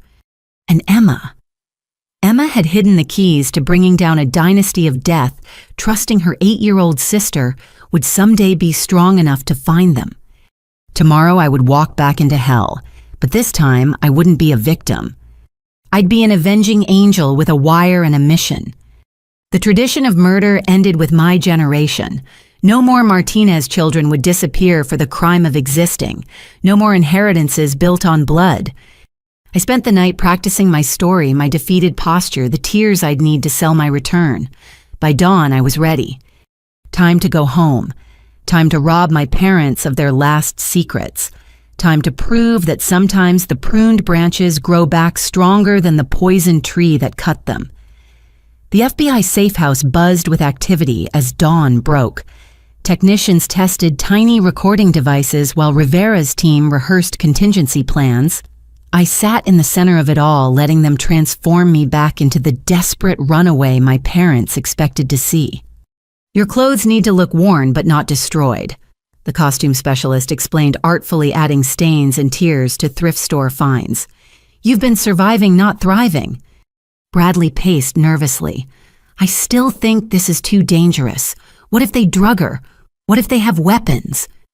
"Every agent in the city will be within 2 minutes of the house," Rivera assured him. "The moment she says our safe word, we move in." "What's the safe word?" I asked. "Volleyball. Natural for you to mention, but specific enough we'll know." Rivera knelt before me. "Dulcie, you can back out anytime. Even once you're there, just say the word and we'll extract you." "I won't need it. They want to believe I'm broken. It confirms their worldview that the weak always return to beg for scraps." I thought of my father's cold eyes at the gas station. They'll be so satisfied they won't look closely. The tech team fitted me with 3 separate recording devices, one in my shoe, one sewn into my bra, and one disguised as a button. "Redundancy," the lead tech explained. "If they find one, we still have audio." By noon, I was ready. The plan was simple: approach the house around 2 p.m. when my mother would be home alone. Play the traumatized child who'd learned her lesson. Get to my room, retrieve Emma's hidden documents, and get out. "Your grandmother confirmed the house layout hasn't changed," Rivera said, showing me blueprints. Your room is exactly as you left it. They've kept everything the same, probably expecting you to return eventually. Or wanting to preserve the crime scene for their sick satisfaction, I muttered. The drive to my old neighborhood took 30 minutes but felt like hours. Agent Chen, posing as a social worker, would drop me 3 blocks away. I'd walk the rest, giving our surveillance teams time to position themselves. You're brave, Chen said as we pulled over. Those girls from the trafficking house are safe because you started this chain of events. Remember that if things get hard in there. I squeezed her hand, then stepped onto the familiar sidewalk. Every house triggered memories, birthday parties, Halloween nights, normal childhood moments, before I understood the monster lurking in my own home. The walk cleared my head. By the time I reached our pristine 2-story colonial, I'd fully inhabited my role. Exhausted runaway. Defeated daughter. Lesson learned. I rang the doorbell with a shaking hand that wasn't entirely an act. My mother answered within seconds as if she'd been waiting by the door. Linda Martinez looked exactly the same perfectly styled brown hair designer clothes smile that never reached her eyes. Dulcie! She gasped, hand flying to her chest. Oh my God, Dulcie! She pulled me into a hug that felt like being embraced by a mannequin. My baby, you're home, you're finally home. Mom! I croaked, making my voice small and broken. I'm sorry, I'm so sorry, you were right. The world it's so hard out there. Oh, sweetheart, come inside, you're safe now. She guided me in, calling out, Robert, come quickly, she's home. My father appeared from his study, and I saw genuine surprise flash across his face before he schooled it into concern. They hadn't expected me to return on my own. Dulcie. He approached slowly like I might bolt. We've been so worried. I'm sorry, Dad. About the sleepover, about arguing. You tried to teach me a lesson, and I let tears fall, not entirely fake, as I stood in this house of horrors. I should have just walked home that night like you said. Woman up. I understand now. They exchanged a look I couldn't quite read. Satisfaction, suspicion. Well, you're home now, Mom said. That's what matters. You must be exhausted and hungry. Let me make you something. Could I shower first and maybe lie down in my room? I haven't slept in a real bed in so long. Of course. Mom's enthusiasm seemed genuine, but I knew better. She was playing a role too, the relieved mother. Your room is exactly as you left it. We knew you'd come home eventually. Dad studied me more carefully. Where have you been, Dulcie? We had people looking everywhere. Hiding. Shelters sometimes when they didn't ask for ID, behind buildings mostly. I hugged myself, making my voice smaller. There was this man who said he'd help me, but he wanted things. I ran. I've been running ever since. The lie worked perfectly. They wanted to believe I'd been hurt, traumatized, taught a lesson about disobeying them. No one will hurt you here, Dad said, and the irony would have been laughable if it weren't so sick. You're safe with family. I nodded tearfully and headed upstairs. Everything was indeed exactly as I'd left it. Volleyball trophies, school photos, the normalcy I'd never have again. But I wasn't here for nostalgia. The attic access was in my closet ceiling. I stood on my desk chair, pushed aside the panel, and hauled myself up. Dust and insulation filled the cramped space, making me sneeze. Behind the insulation near the south wall, just as Grandma had said. My fingers found a plastic-wrapped bundle wedged between beams. Emma had wrapped it carefully, protecting it from moisture and time. Inside were 3 leather journals and a manila folder stuffed with documents. I opened one journal at random and nearly dropped it. Names, dates, and methods filled every page in my great-grandfather's careful script, a complete record of murders spanning 60 years. The tradition continues. One entry read, Carlos showed weakness questioning our methods. The family voted. His accident has been arranged. I photographed each page with the phone Rivera had given me, uploading to their secure server.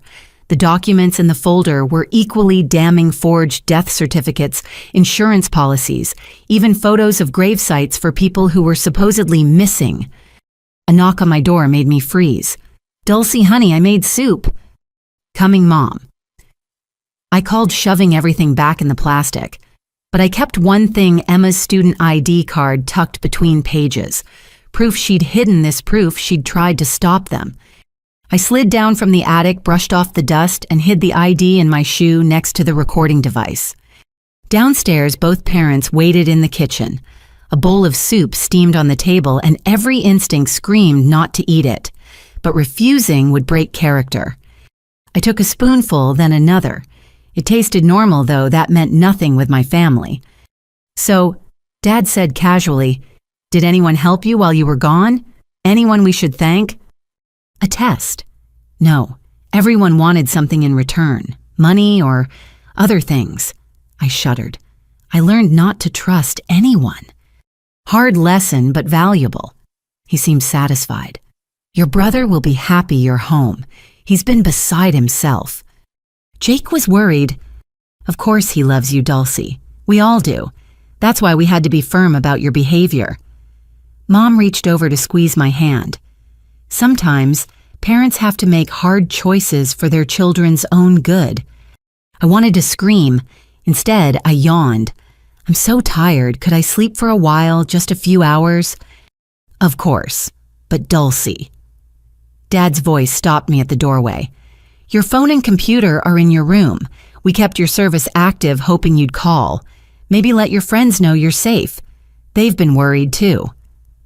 Another test. They wanted to see who I'd contact who'd been helping me. "Maybe later," I said vaguely. "Right now I just want to sleep." Back in my room, I did check the phone. Dozens of missed calls from Sarah, from teammates, from teachers. All from months ago, eventually tapering off as hope died. My parents had kept the illusion of searching while knowing exactly where they'd abandoned me. I lay on the bed, fighting the urge to run immediately. Rivera had said to seem natural, not to rush, but every minute in this house felt like drowning. 2 hours. I'd give it 2 hours, then make an excuse to leave. Get the documents to the FBI, let them build their final case. The wedding was in 8 days. 8 days until my parents faced justice. I must have dozed despite my anxiety because I woke to voices downstairs. Multiple voices. My blood froze as I recognized one. Marcus Webb, the fixer who'd been hunting me. "She's upstairs," my father was saying. "Came home on her own just as you predicted, traumatized, compliant. The streets did what we couldn't, broke her spirit." "Excellent," Webb replied. "And she hasn't contacted anyone. No mention of help." "None. She learned her lesson about trusting strangers." They laughed, the sound making my skin crawl. But Webb's next words froze my blood. "Good, because we found Nancy's replacement. Someone even better at handling difficult children. They'll be here tonight to collect her." Collect me, like a package, like cargo. My parents were never planning to let me stay.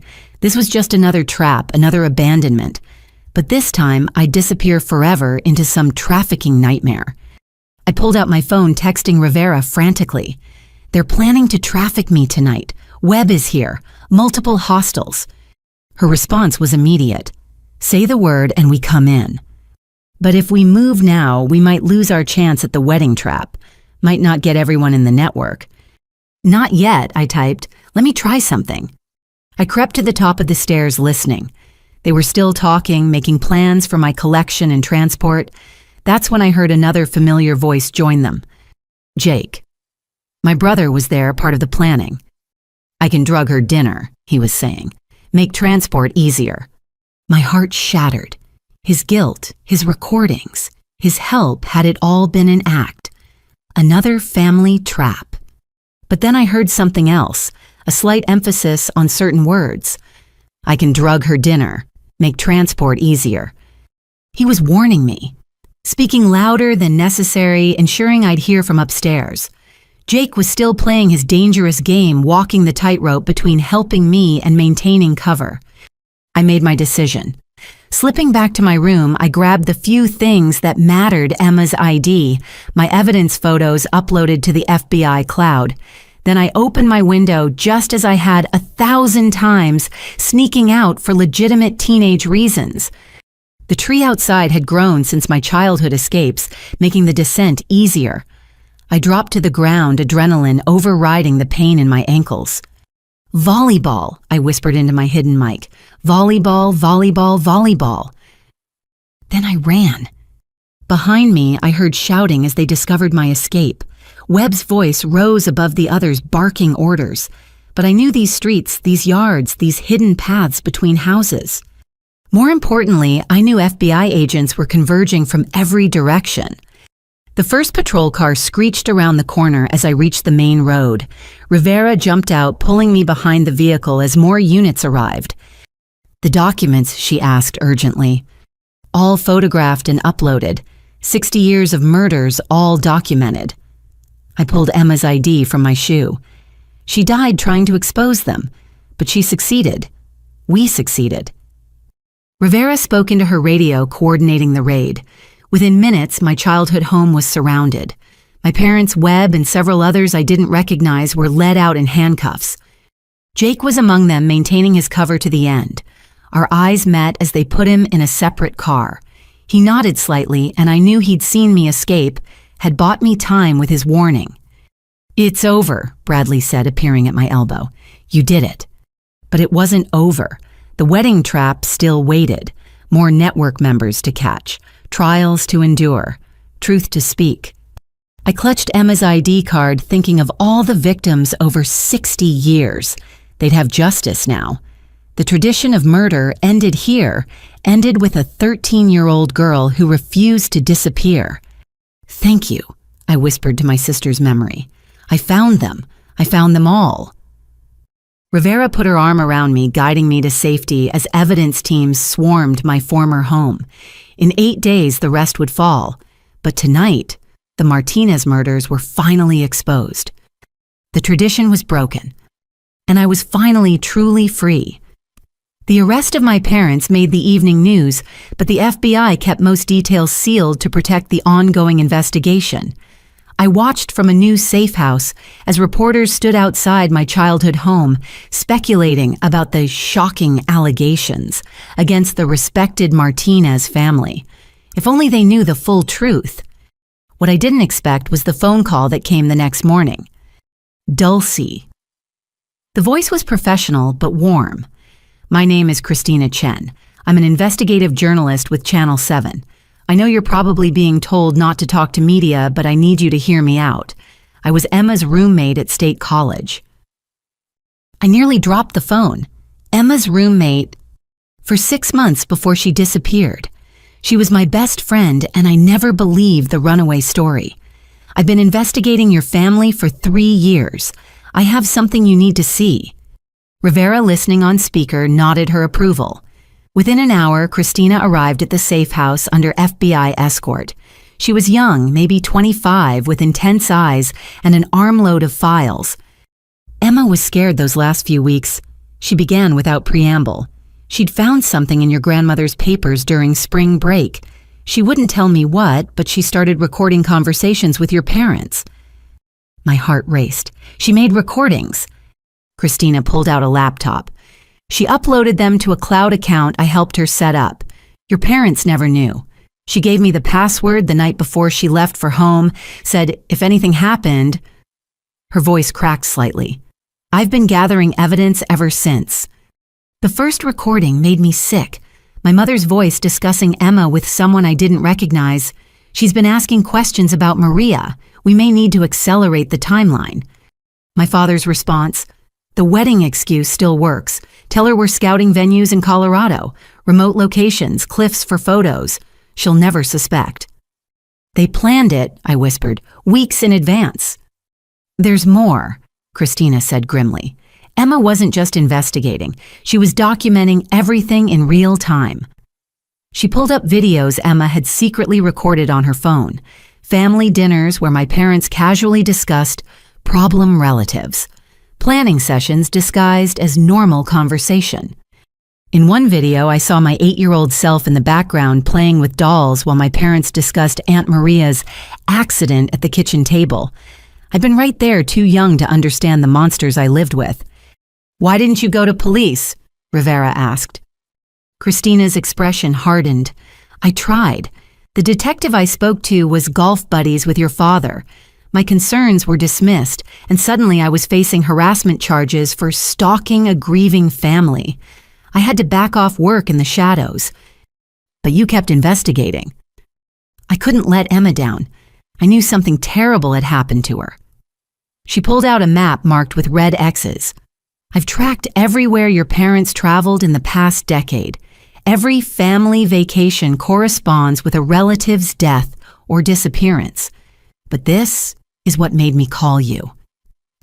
She showed me a list of wedding vendors my parents had contacted, florists, caterers, venues. Normal, except for one detail: they'd all been involved in previous events where relatives had died. The caterer from your Aunt Maria's birthday party before her accident, the hotel where your cousin Stephen had his heart attack at 32. They're recreating successful murder scenarios using people who've kept quiet before. Rivera immediately got on the phone sharing this information with her team. The wedding trap had just become even more critical. There's something else, Christina said, turning to me. I want to run an exclusive story. Tonight. Let the public know what's really happening before your parents' lawyers can spin it. Absolutely not, Rivera said. We can't compromise the investigation. Actually, I said slowly, what if we could use this control the narrative before my parents do? Bradley, who'd been quiet until now, leaned forward. She has a point. Your parents are well connected. Their lawyers are probably already working on a counter-narrative. Troubled teen makes wild accusations. Grief-stricken parents wrongly accused. But if the truth comes out first, I looked at Christina. You have Emma's recordings, her videos, proof this goes back years. Rivera made more phone calls. An hour of heated discussion with her superiors followed. Finally, she turned back to us. We'll allow a limited interview. No details about the wedding operation, nothing that compromises ongoing investigations. Focus on Emma on the historical pattern. Make it clear this isn't just about you, it's about decades of murders. Christina set up her equipment in the safe house living room. She was gentle but thorough, walking me through my story. The abandonment, the discovery of the pattern, finding allies who believed me. When we got to Emma, I broke down. She tried to stop them. She knew they were killers and tried to gather evidence. They murdered her for it. I looked directly at the camera. My sister died trying to protect future victims. I'm finishing what she started. Christina asked about the documents I'd found, careful not to reveal specifics. Is it true there's evidence going back generations? 60 years of murders, all documented. My family has been killing relatives for inheritance money since my great-grandfather's time. They call it the tradition. And you were to be their next victim. I thought about the gas station, the trafficking plan, all the ways they'd tried to erase me. I was supposed to disappear like the others, but I survived. I found people who believed me. And now the truth is coming out. The interview would air at 6 p.m., carefully edited by FBI media liaisons. But Christina saved her biggest revelation for the end of our session. I've been in contact with other families, she said. Other people who lost relatives to suspicious accidents, who were told they were crazy for questioning it. 12 families, Dulcie, all connected to yours through marriage or business, all with similar stories. She showed me letters, emails, messages from people who'd suffered losses they couldn't explain, a pattern of death that spread beyond blood relatives to anyone who got too close to the Martinez family's secrets. Will they come forward? I asked. They're scared, but seeing you speak out, it might give them courage. Christina packed up her equipment. Your bravery might save lives, Dulcie, future victims who would have been targeted. That evening, I watched my interview from yet another safe house surrounded by FBI agents and my small circle of protectors. Seeing my face on screen felt surreal, but Christina had done a masterful job weaving in Emma's recordings and evidence to create an undeniable narrative. The public response was immediate and overwhelming. Within an hour, justice for Emma was trending. Other victims' families began sharing their stories. The Martinez family narrative was crumbling under the weight of truth. My phone, a new secure one, buzzed with a text from an unknown number. Rivera checked it before showing me. "You did good, kid. The truth needed to come out. Jay." Jake somehow messaging from federal custody, still looking out for me in whatever way he could. But the media storm brought unexpected consequences. By morning, 3 more suspects had fled, apparently warned by the broadcast. The wedding guest list was shrinking as co-conspirators panicked. "We're moving up the timeline," Rivera announced. "The wedding trap happens in 3 days. Can you handle testifying that soon?" 3 days to prepare for facing a room full of killers. 3 days until the final confrontation. "I'll be ready," I said. Christina's story had opened the floodgates. More journalists picked up the thread. Documentarians called. The secret massacre my family had conducted for decades was finally in the light. But exposure meant danger, too. That night, someone tried to break into the safe house. FBI agents stopped them, but the message was clear. The cornered killers were desperate. After the trial, Rivera said, "We're putting you in full witness protection. New identity, new life far from here." I nodded, understanding. Dulcie Martinez would have to disappear after all. But unlike my family's victims, I'd vanish into safety and freedom, not death. The girl from the gas station was about to help bring down a murder dynasty. Emma would have been proud. The federal courthouse looked like a fortress the morning of the wedding trap operation. FBI agents, U.S. Marshals, and local police created layers of security.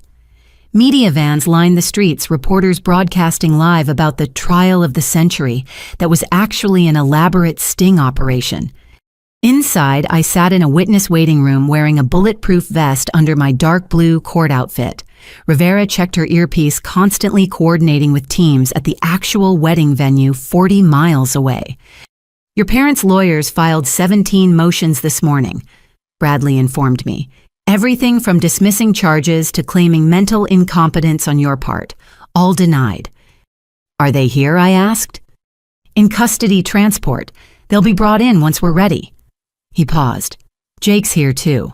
He's been moved to our witness list." My heart leapt. He's testifying against them. With his recordings and inside knowledge, he's our star witness after you. Bradley smiled grimly.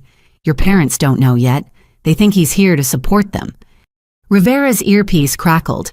"Wedding guests are arriving at the venue. Team 2 confirms visual on 15 targets." The plan was elegant. While the high-profile hearing drew media attention, the wedding was proceeding as planned at an isolated resort. Family members who'd fled after my interview had been told the hearing was a distraction, that the real plan continued. FBI agents posed as staff wedding guests, even the bride herself. "Courtroom's ready," Rivera announced. "Remember, Dulcie, we need to keep them focused here while the venue team works. Tell your story. Take your time. Every minute counts." I was led through secure hallways to the courtroom. It was packed journalists, victims' families, curiosity seekers. I spotted Mrs. Patterson in the gallery, Christina with her notepad, even Marcus in a borrowed suit. My army of supporters, all here to witness the end. Then I saw them. My parents in orange jumpsuits and shackles seated at the defense table. They looked smaller somehow, their power stripped away. Mom's perfect hair was flat, Dad's commanding presence reduced to slumped shoulders. Our eyes met across the room. My mother's expression cycled through emotions, surprise, rage, and something that might have been fear. My father just stared as if trying to intimidate me into silence even now. "All rise," the bailiff called. "The Honorable Judge Patricia Hawkins presiding." Judge Hawkins was known for her no-nonsense approach to organized crime. She'd overseen RICO cases, mob trials, conspiracy networks, perfect for untangling 60 years of family murders.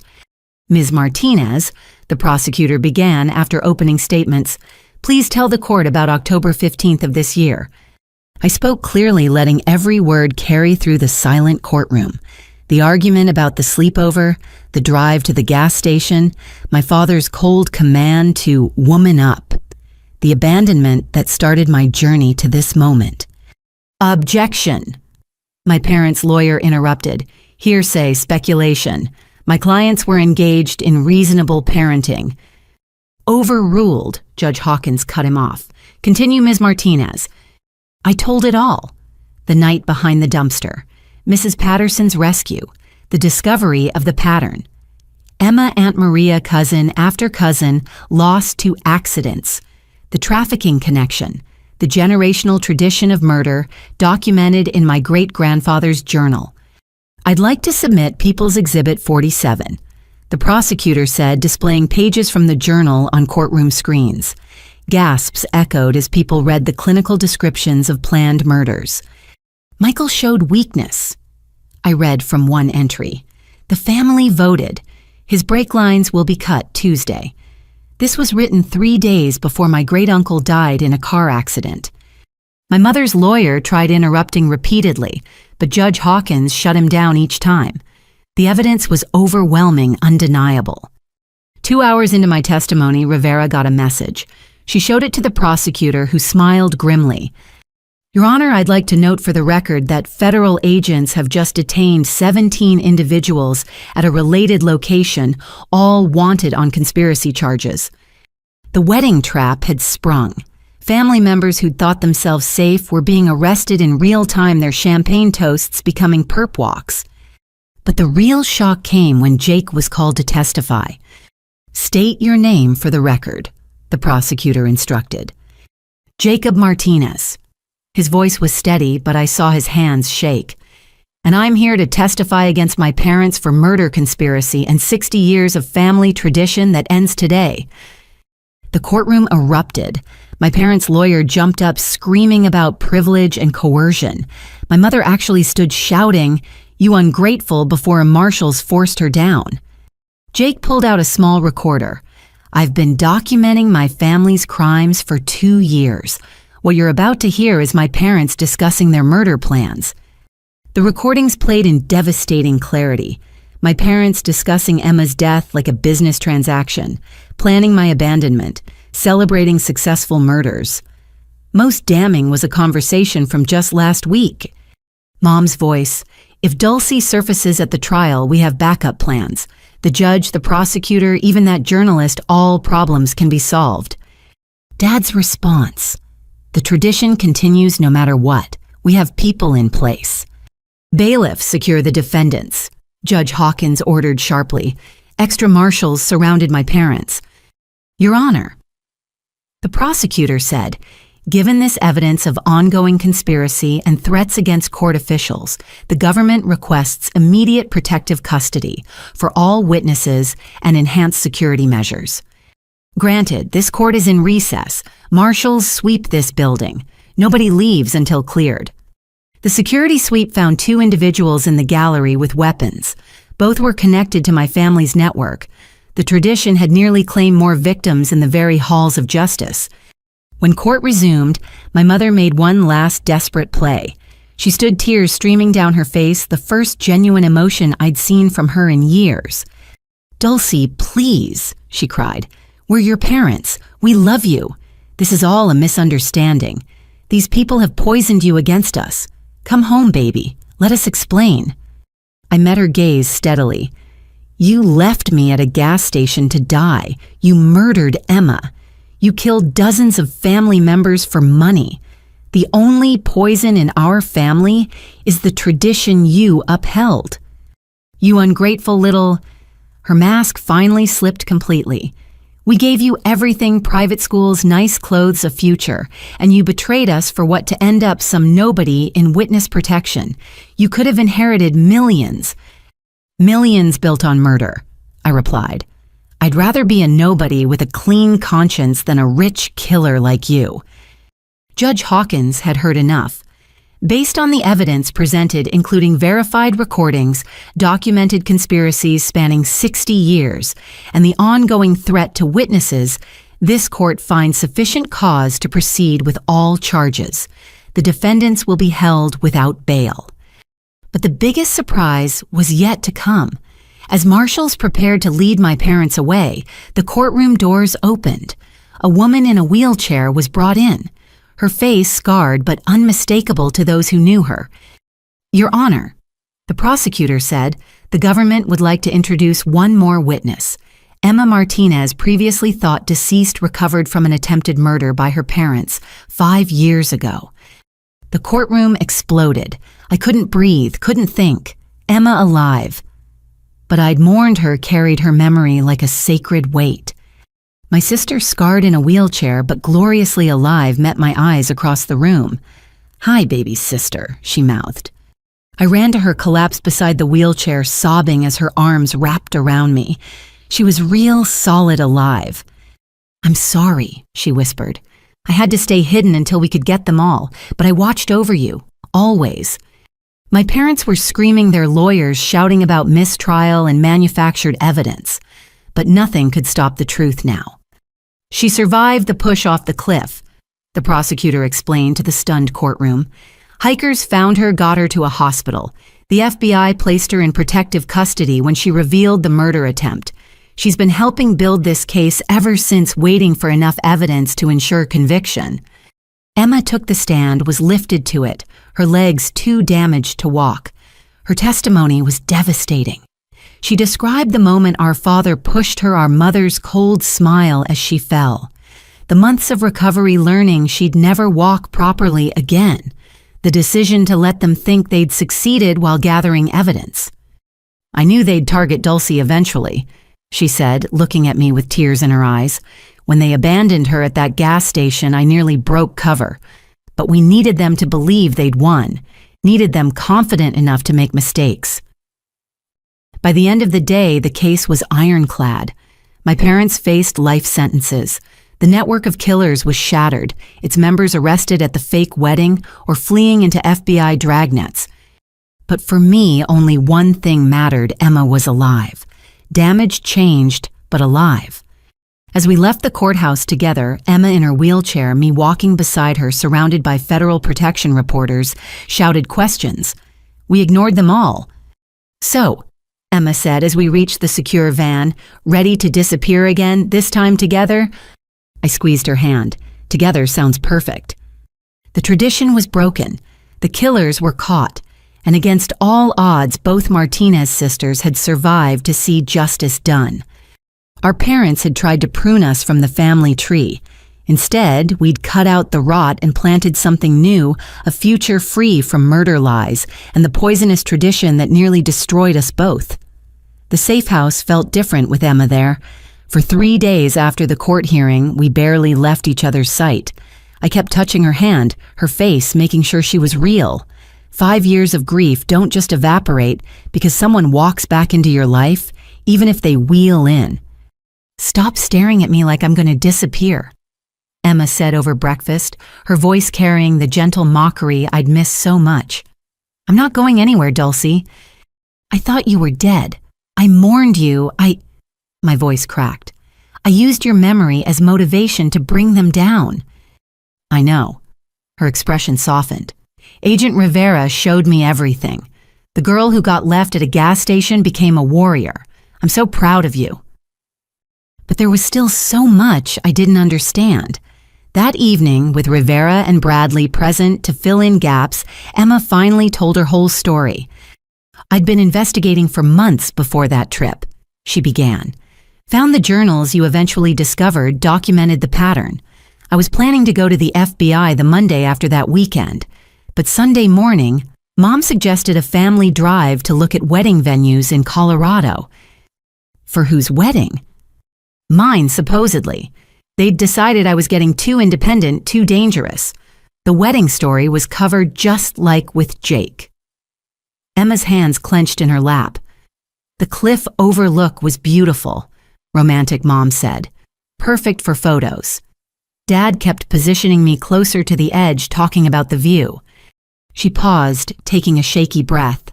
I saw it in his eyes the moment before he did it. Just emptiness.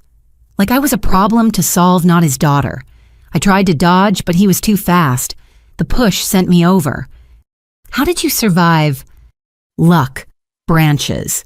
A ledge about 20 feet down caught me, broke the fall into segments. But my legs..." She gestured at the wheelchair. Shattered. Spine damaged. The hikers who found me said I was unconscious for hours. Rivera took over. The hospital contacted us when Emma woke up. She was terrified her parents would come finish the job, insisted we check their alibis. When we discovered they'd already reported her as a runaway, filed insurance claims, we knew she was telling the truth. But why not arrest them then? I asked. No evidence, Emma said bitterly. My word against theirs. They'd played grieving parents perfectly, even had witnesses who'd seen them searching the area after I wandered off. Without more proof, it would have been dismissed as a troubled teen's desperate lie. So the FBI hid you. Witness protection off the books. New name, new life, intensive physical therapy. Emma's smile was sad. Sarah Chen, that's what they called me. I watched from afar as our parents collected my life insurance, played the victims. Wanted to scream the truth, but knew they'd just kill more people if I surfaced. Bradley pulled out a tablet showing surveillance footage. Emma's been our silent partner for 3 years. Every lead I developed, she verified. Every pattern you found, she documented first. When you survived their abandonment attempt, she nearly broke cover. I was watching the library cameras, Emma admitted. Saw you go in that first morning limping and scared. It took 3 agents to stop me from going to you. But Rivera convinced me if we waited, if you could gather evidence independently, we'd have 2 witnesses instead of 1. You let me think you were dead.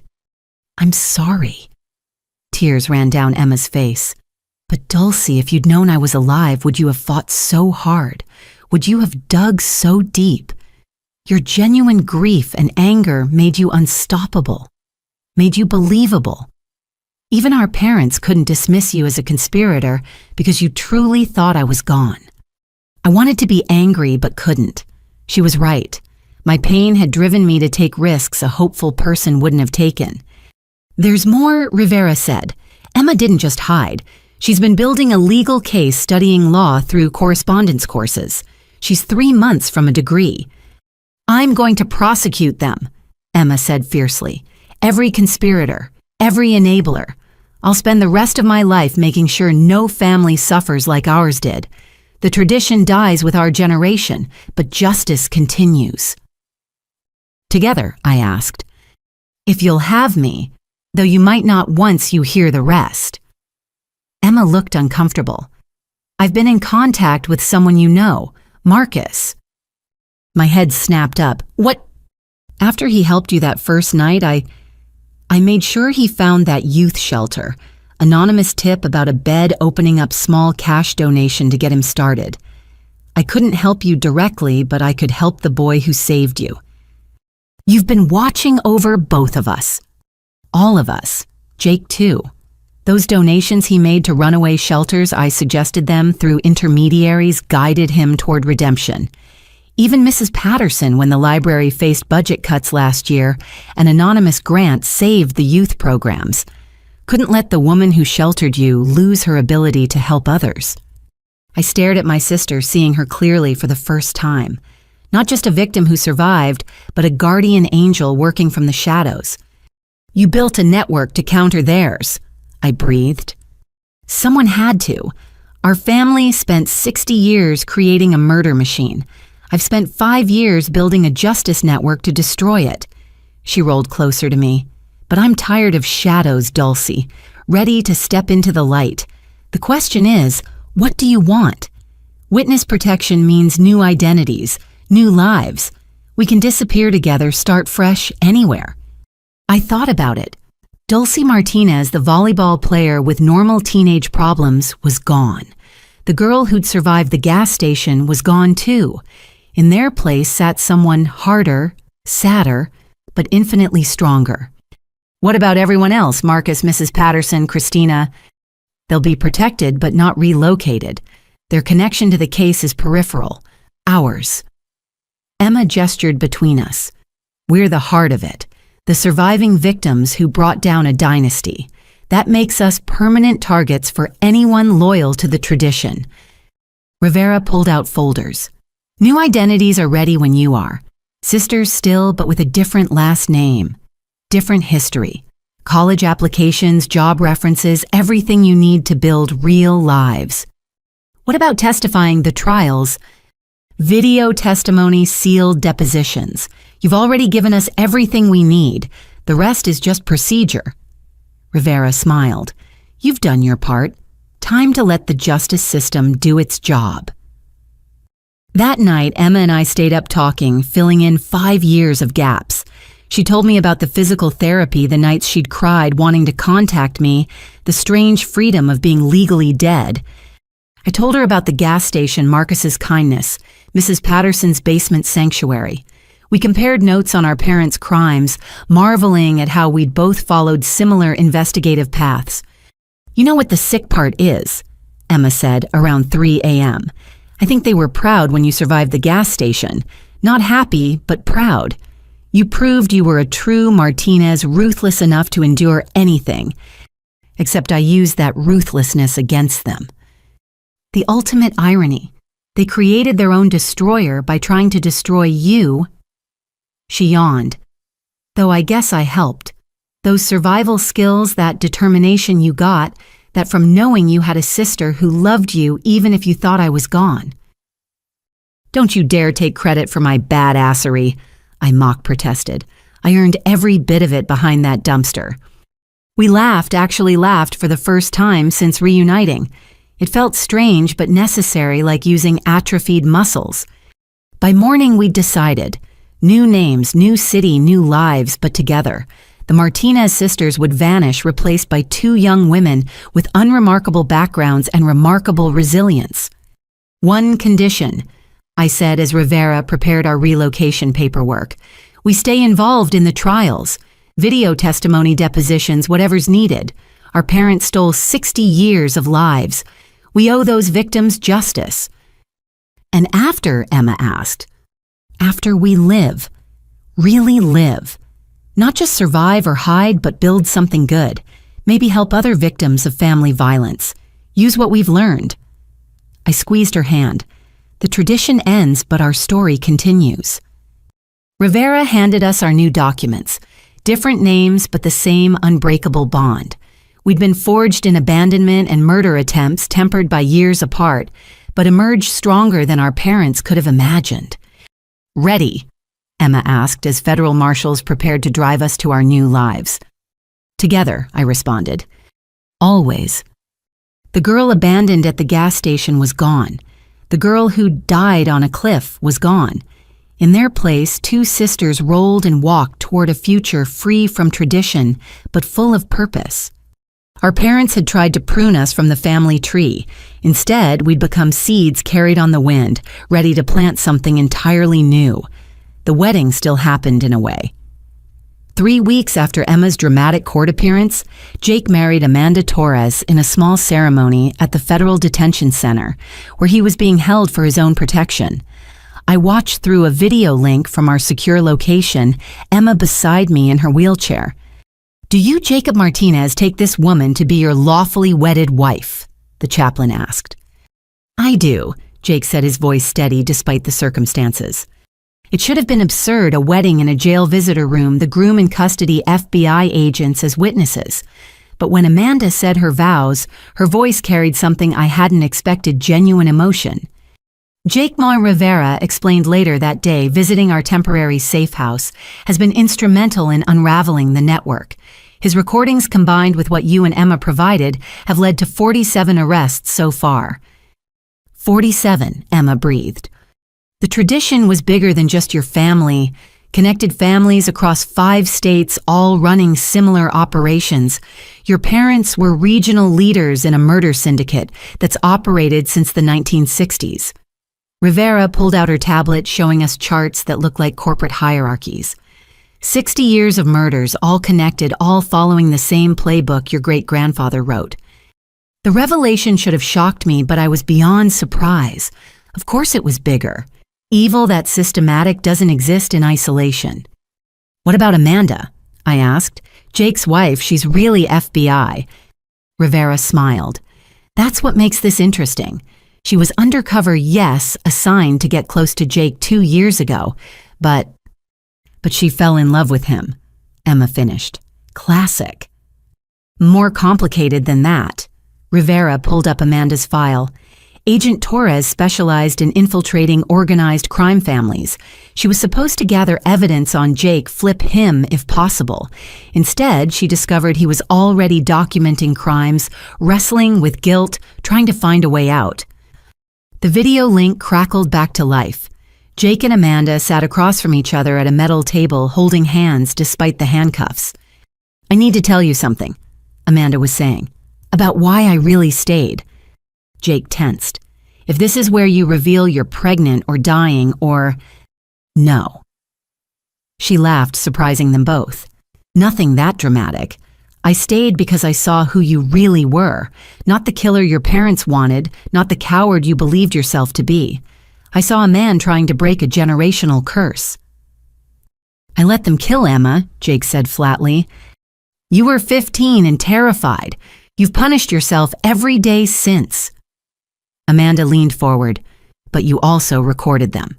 Protected Sarah when they threatened her. Helped Dulcie escape. You've been fighting them the only way you knew how."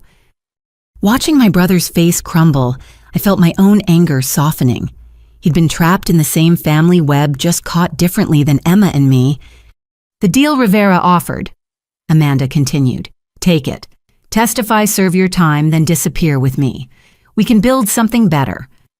"What kind of life is that for you, married to a convicted conspirator?" "A real life, honest for the first time." She squeezed his hands. "I've spent 5 years pretending to be someone else. I'm tired of lies. Aren't you?" Emma gripped my hand as we watched. Our brother, complicit but repentant, guilty but not irredeemable, sat at his own crossroads. "Yes," Jake finally whispered. "God, yes." Rivera turned off the feed, giving them privacy. "He'll serve 3 years, possibly 2 with good behavior. Amanda's agreed to resign from the bureau, start fresh with him after. Your grandmother's legitimate inheritance will be divided between you and Emma. Jake's renounced his share." "Grandma," I said suddenly, "is she watching all this?" "Every moment," Rivera confirmed. "She's in a secure facility helping prosecutors understand 60 years of financial crimes. Did you know your family's murder profits funded 12 legitimate businesses, all being seized now?" The scope kept expanding. Every thread pulled revealed 10 more. Our parents hadn't just killed for inheritance, they'd built an empire on blood money. That evening, a package arrived through secure channels. Inside was a letter in Jake's handwriting. "Dulcie and Emma, I don't expect forgiveness. I failed you both in unforgivable ways.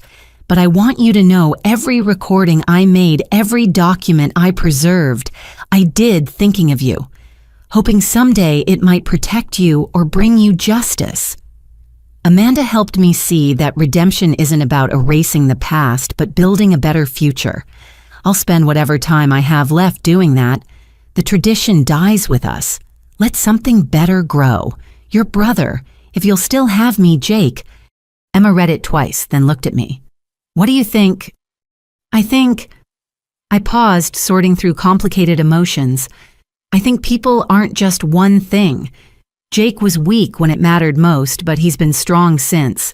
Maybe that's enough." "Forgiveness?" "Not yet, maybe not ever completely, but acknowledgement that he's trying, that I can do." Rivera's phone buzzed. She checked it and smiled. "Speaking of trying, Marcus sends his regards. He's starting community college next month.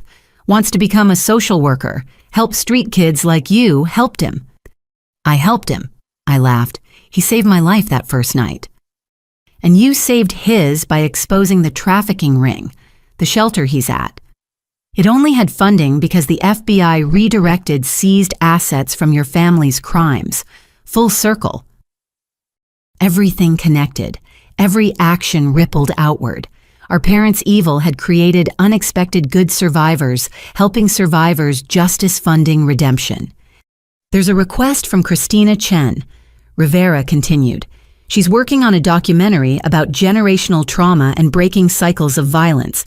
Wants to interview you both whenever you're ready." "After," Emma said firmly. After the trials, after we're settled, this story needs an ending before it becomes history. But I wondered if stories like ours ever really ended. The tradition was broken, yes. The murders stopped. The network dismantled. But the effects would ripple for generations. Every life saved, every survivor who found strength, every family that didn't lose a loved one to greed, all of it grew from that night at the gas station. The wedding venue? I asked suddenly. The trap one. What happened to it? Rivera grinned. Funny story. The FBI had to pay for the whole fake wedding to maintain cover. Beautiful venue, top shelf, catering the works.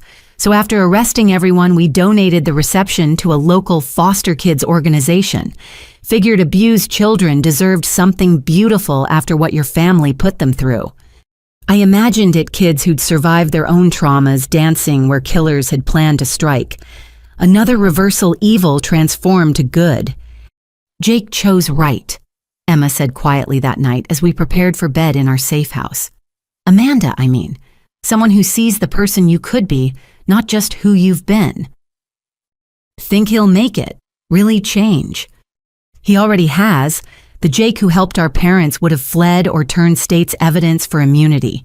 Instead, he's accepting responsibility, serving time, trying to earn redemption. She adjusted her wheelchair, preparing for the complex process of getting into bed. That's more than our parents ever did. They still claim innocence. Complete denial. Their lawyers are building an insanity defense claiming we're all delusional, that the recordings are fake, the evidence planted. Emma's laugh was bitter. 60 years of documented murders and they call us crazy. It would have been funnier if it weren't so typical. The gaslighting continued even from federal custody. Tomorrow Rivera moves us to the permanent safe house, I said. New city, new names, new start. Scared. Terrified. Same. Emma reached for my hand. But we're together. That's more than I had for 5 years, more than you had at that gas station. Together we can handle anything. She was right. The girl who'd slept behind a dumpster could handle a new identity. The girl who'd survived a cliff could handle a new city. Together, the Martinez sisters, whatever names we wore, could handle whatever came next. The wedding that was meant to be a killing ground had become a symbol of redemption. Jake and Amanda's strange love story proved that even in the darkest families, choice remained possible. People could choose love over loyalty to evil truth, over profitable lies. As I fell asleep in my last night as Dulcie Martinez, I thought about transformations. Gas stations becoming starting points, dumpsters becoming shelters, victims becoming warriors, a wedding of death becoming a celebration of justice.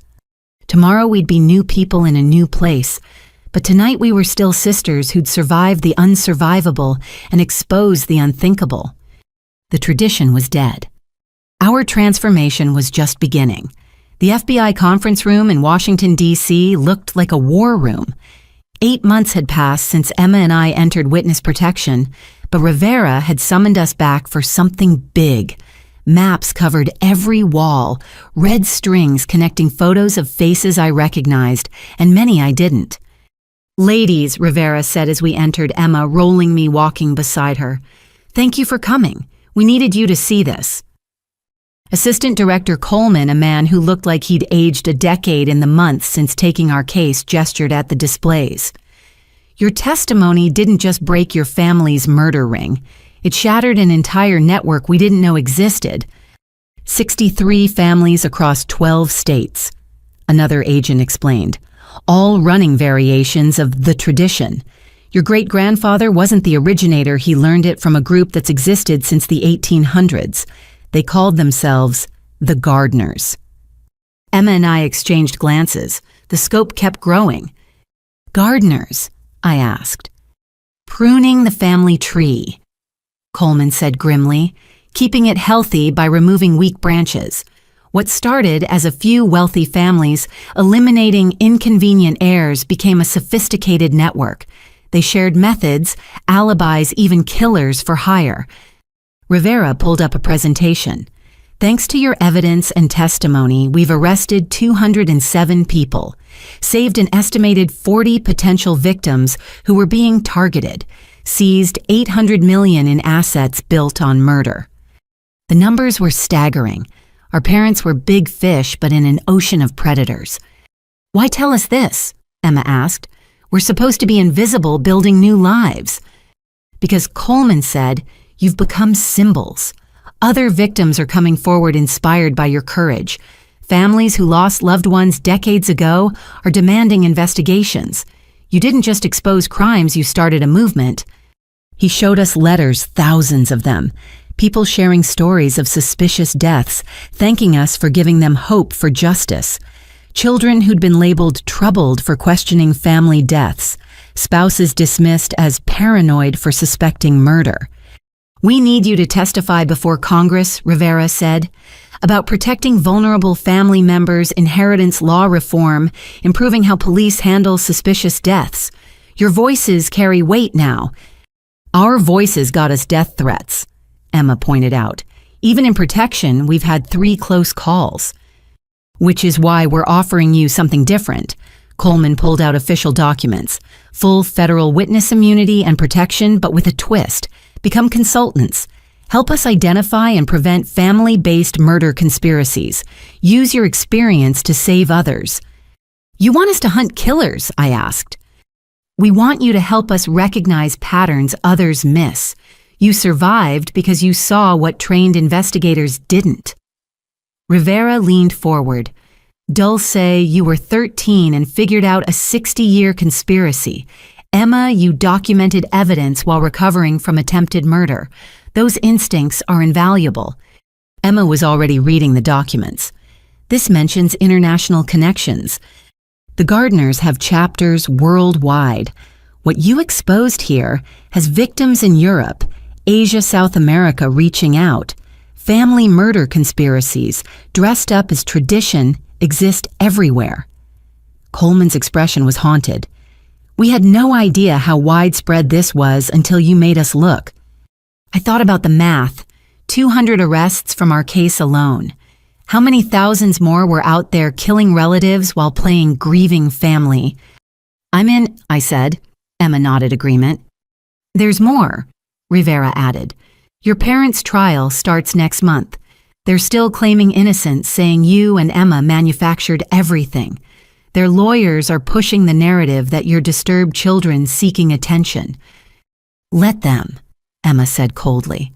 We have recordings document 60 years of evidence. And something else. Rivera smiled. Other family members have flipped. Cousins who participated in minor roles. Aunts who knew but stayed quiet. 15 family members are testifying in exchange for reduced sentences. Your parents are being abandoned by their own network. The poetic justice wasn't lost on me. They'd taught that family loyalty meant protecting killers. Now that same family was racing to save themselves. That afternoon, we visited the memorial Rivera's team had created, a private garden with markers for every confirmed victim of the Gardners. Emma and I placed flowers at a stone marked Unknown Martinez Victims, silenced but not forgotten. Think any of them tried to fight back? I asked. Definitely. We're just the ones who succeeded. Emma touched her wheelchair. Though success is relative. You're alive, that's success. We're alive, she corrected. That's success. The congressional testimony came 3 weeks later. Emma and I sat side by side. She'd practiced transferring to a regular chair, so we'd appear as equals facing a room full of senators and representatives. Ms. Martinez. Senator Walsh began, then caught herself. I apologize, should I use your protective identity? Martinez is fine, I said. It's evidence of what we survived. We won't let them take our name along with everything else. For 3 hours, we laid out the systematic nature of family murders. How inheritance laws created opportunities, how police dismissed suspicions from young victims, how the foster system became a hunting ground for traffickers connected to killer families. What would have saved your sister Emma? Congresswoman Park asked. Emma answered herself. If someone had listened when I first reported my suspicions, If there were mandatory investigations when multiple family members die young, if inheritance couldn't be changed after suspicious deaths. And you, Dulcie. If running away didn't automatically make me troubled, if police had to verify parents' claims about their children, if 13-year-olds had somewhere safe to report family abuse without being labeled liars. The committee took notes, asked follow-ups, promised action. Whether they'd deliver remained to be seen, but at least we'd spoken truth to power. Outside the Capitol, protesters held signs with our photos, "Justice for the silenced," and "End the tradition." Supporters outnumbered the family loyalists shouting about false accusations. We did that, Emma marveled. 2 girls who were supposed to disappear made the whole country pay attention. That evening, we had dinner with our extended team. Mrs. Patterson had flown in, still running her library sanctuary. Marcus joined us halfway through his social work degree. Christina was there with her documentary crew capturing the reunion. To the survivors. Bradley toasted.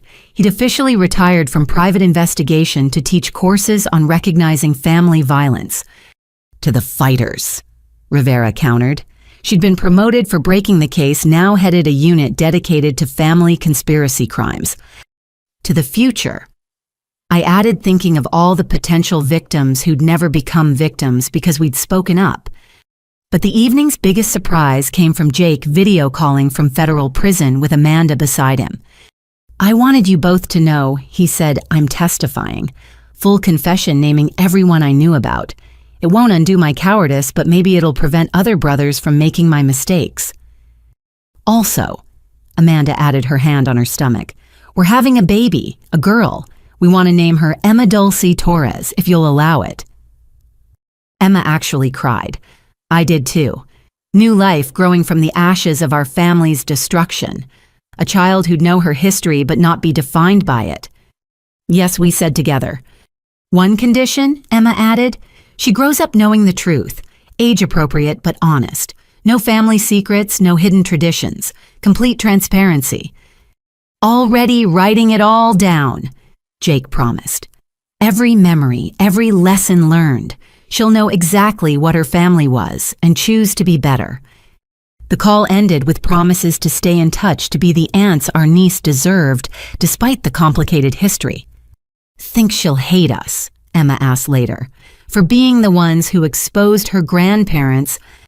"Maybe. Or maybe she'll thank us for breaking the cycle before it claimed her too." Time would tell.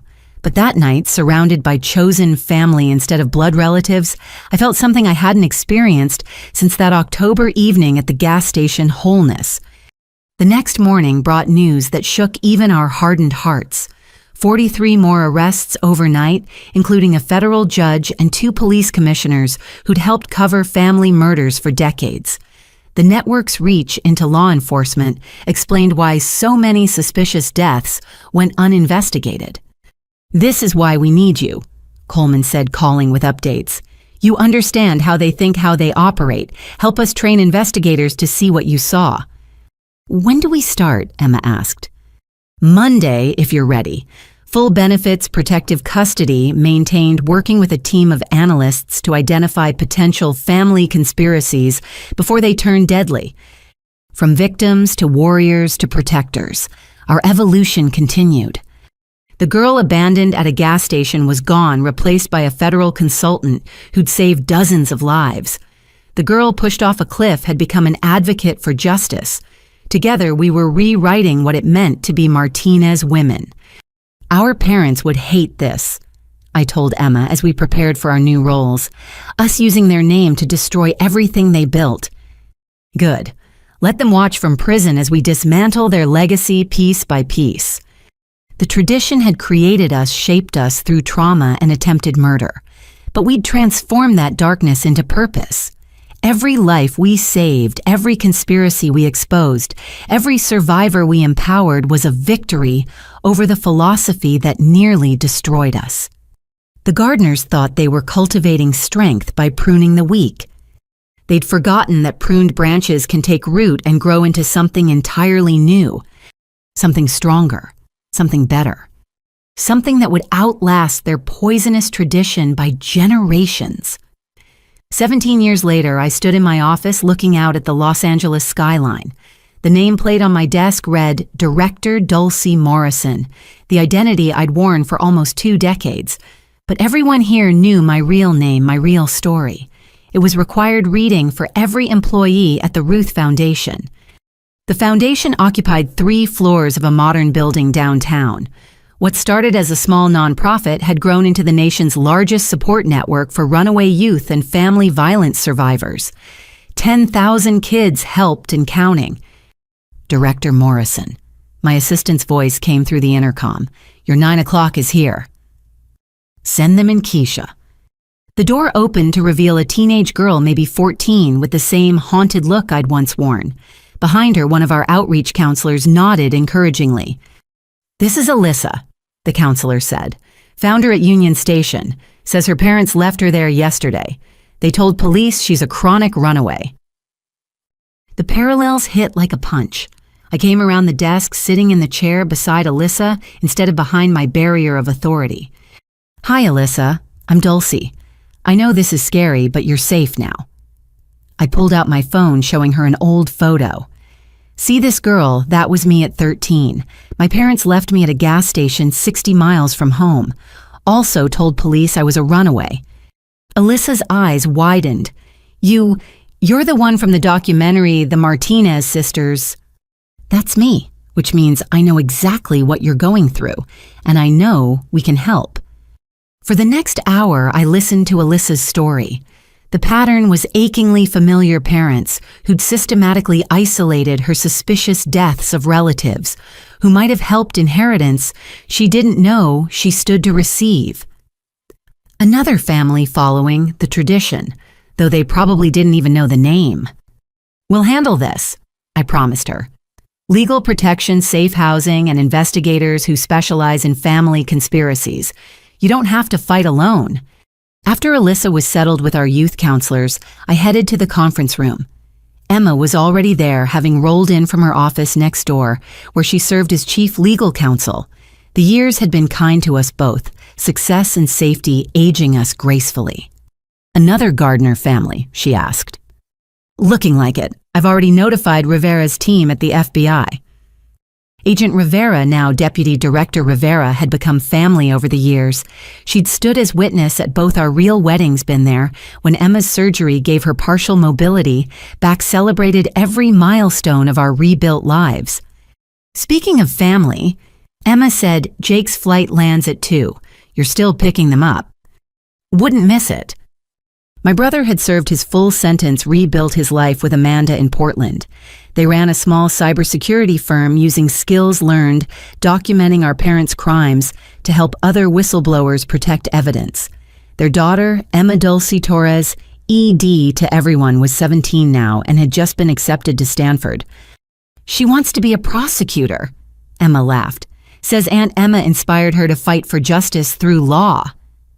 Better than following the other family tradition that died with our parents. Robert and Linda Martinez had been convicted on all counts. Life sentences with no possibility of parole. They died in prison within 3 years of each other. Mom from a stroke, dad from what the official report called complications from an altercation with another inmate. The unofficial word was that even hardened criminals didn't tolerate child killers. I'd felt nothing. No grief, no satisfaction, just a quiet closing of a chapter that had already ended the night they drove away from that gas station. Mrs. Patterson called. Emma continued. The library's youth shelter is at capacity again. She's requesting additional funding. Approve it, whatever she needs. Margaret Patterson was 78 now, but still fierce. The library had become a model for community-based intervention, saving countless kids who might otherwise have disappeared into trafficking or worse. She'd won presidential medals for her service, all stemming from the day she'd hidden a scared 13-year-old in her basement. My phone buzzed with a message from Marcus Chen, Dr. Marcus Chen, now running a clinic for homeless youth in Seattle. He'd attached a photo of his latest success story, twin brothers 15, who'd escaped an abusive home and found shelter through the network we'd all helped build. Still saving lives from that first night. Emma observed, reading over my shoulder. We all are. The ripples keep spreading. Christina's documentary had won 3 Emmys and an Oscar. More importantly, it had saved lives by teaching people to recognize the signs of family conspiracies. She still called monthly, working on a follow-up about breaking generational trauma. Ma'am, Keisha's voice again, there's someone here without an appointment. Says he has information about a family in Texas running something called The Tradition. Emma and I exchanged glances. 17 years later, we were still finding them. The Gardners had been older and more widespread than anyone imagined. Send him to conference room 3, I said. And contact the FBI liaison. We've got another one. As I walked through our foundation, I saw our mission in action. Former runaways training as social workers, survivors becoming counselors, kids who'd escaped family violence learning they weren't alone, weren't crazy, weren't the problem. Jake and his family arrived that afternoon for ED's college send-off dinner. My niece had grown into a brilliant young woman with her mother's strength and her father's determination to make amends. She wore her name proudly, honoring both aunts who'd survived to break the cycle. Aunt Dulcie, she said, pulling me aside at the restaurant, I've been thinking about my thesis project. I want to write about inherited trauma, how families pass down patterns of violence, and how some members break free. Personal experience, I asked gently.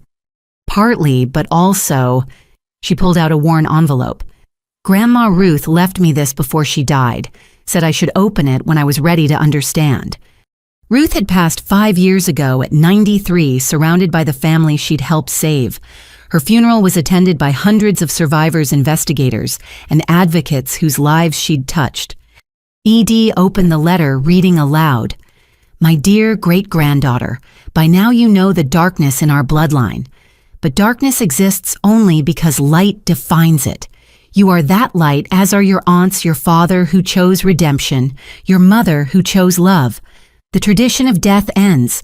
A tradition of justice begins. Love, Grandma Ruth. She left letters for all of us, Emma said quietly. Reminders that we're not defined by what we survived, but by what we chose to do after. That evening, our strange assembled family filled a private dining room. Blood relatives and chosen family mixed freely, Jake and Amanda and ED Emma, with her wife, Dr. Sarah Winters, a trauma surgeon who'd treated teen victims, me with my husband David Park, a former prosecutor who'd handled Gardner cases, Rivera and her partner Bradley, and his adopted daughters, both former runaways, Mrs. Patterson with her honorary grandchildren, every kid she'd saved, Marcus with his boyfriend James, Christina with her crew. A toast. Jake proposed, standing carefully. Prison and age had humbled him, but redemption had strengthened him. To the girls who refused to disappear, who turned abandonment into action trauma, into triumph. To everyone who believed us, Emma countered, who saw past the labels to the truth. To the ones still out there, I added, still fighting, still surviving, may they find their way to safety. To family, ED said simply, the kind you choose and build, not the kind that tries to destroy you.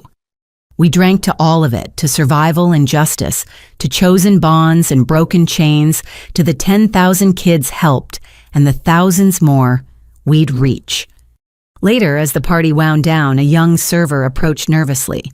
Excuse me, are you really Dulce Martinez from the documentary? I am. My parents tried something similar when I was 16, left me at a bus station in Denver, but I'd seen your story, knew what to do, who to call. She blinked back tears. You saved my life without even knowing I existed. What's your name? Rebecca Walsh. Well, Rebecca, you saved your own life. I just showed you it was possible. I handed her a foundation card. If you ever need anything job reference, someone to talk to, call me. As she walked away, Emma rolled up beside me. Think we'll ever stop meeting ourselves in other people? Hope not. Every Rebecca, every Alyssa, every kid who sees our story and knows they can survive, that's the real legacy. The girl who'd slept behind a dumpster had built an empire of compassion. The girl who'd fallen from a cliff had risen to pull others up. Together, we'd transformed the worst thing that ever happened to us into hope for thousands of others. "Ready to go home?" David asked, wrapping an arm around me. "Almost." I looked around the room at our gathered family, our life's work made manifest in the people we'd saved and been saved by. Just want to remember this moment. Because this room full of survivors and fighters, this network of protection, we'd built this proof that love conquers tradition. This was what winning looked like. My phone buzzed with another alert. Another runaway found, another family conspiracy suspected, another life to save. Director Morrison, the night shift coordinator, said, "We've got a situation. 13-year-old boy at a gas station in Riverside. Parents left him there 6 hours ago." "On my way," I said, already moving, because that's what we did now. We showed up. We believed. We broke the cycle one child at a time. The tradition had nearly killed us. Instead, we'd killed the tradition and built something beautiful in its place. And we were just getting started. As I drove toward Riverside, Emma beside me and our team mobilizing behind us, I thought about everyone watching. If you've ever felt abandoned, ever been called troubled for speaking truth, ever wondered if you could survive your family's darkness, you can. We're proof. Trust yourself. Find your people. Break the cycle. And remember, sometimes the best revenge against those who try to erase you is to become too bright to ignore, too strong to stop, too committed to saving others, to waste time on hate. That's our tradition now. The tradition of the survivors, the believers, the ones who transform pain into purpose. Join us. The world needs more gardeners who cultivate hope instead of death. Because every child deserves what I found that night behind the dumpster, the knowledge that tomorrow could be better, that strangers could become family, that the girl who was told to woman up would grow up to catch the ones who told her that. We won. And if you're reading this, fighting your own family's darkness, so will you. Have you or someone you know ever felt trapped by family secrets or toxic traditions? What gave you the strength to break free? Share your thoughts in the comments below. Your story might be the hope someone else needs to hear today. If this story moved you, please like and subscribe to hear more narratives of survival and triumph. Share this with anyone who needs to know they're not alone in their struggle. Together we can break cycles of harm and build traditions of healing. Thank you for joining Dulcie and Emma on their journey from abandonment to triumph. May you find your own path to freedom surrounded by those who truly see and value you.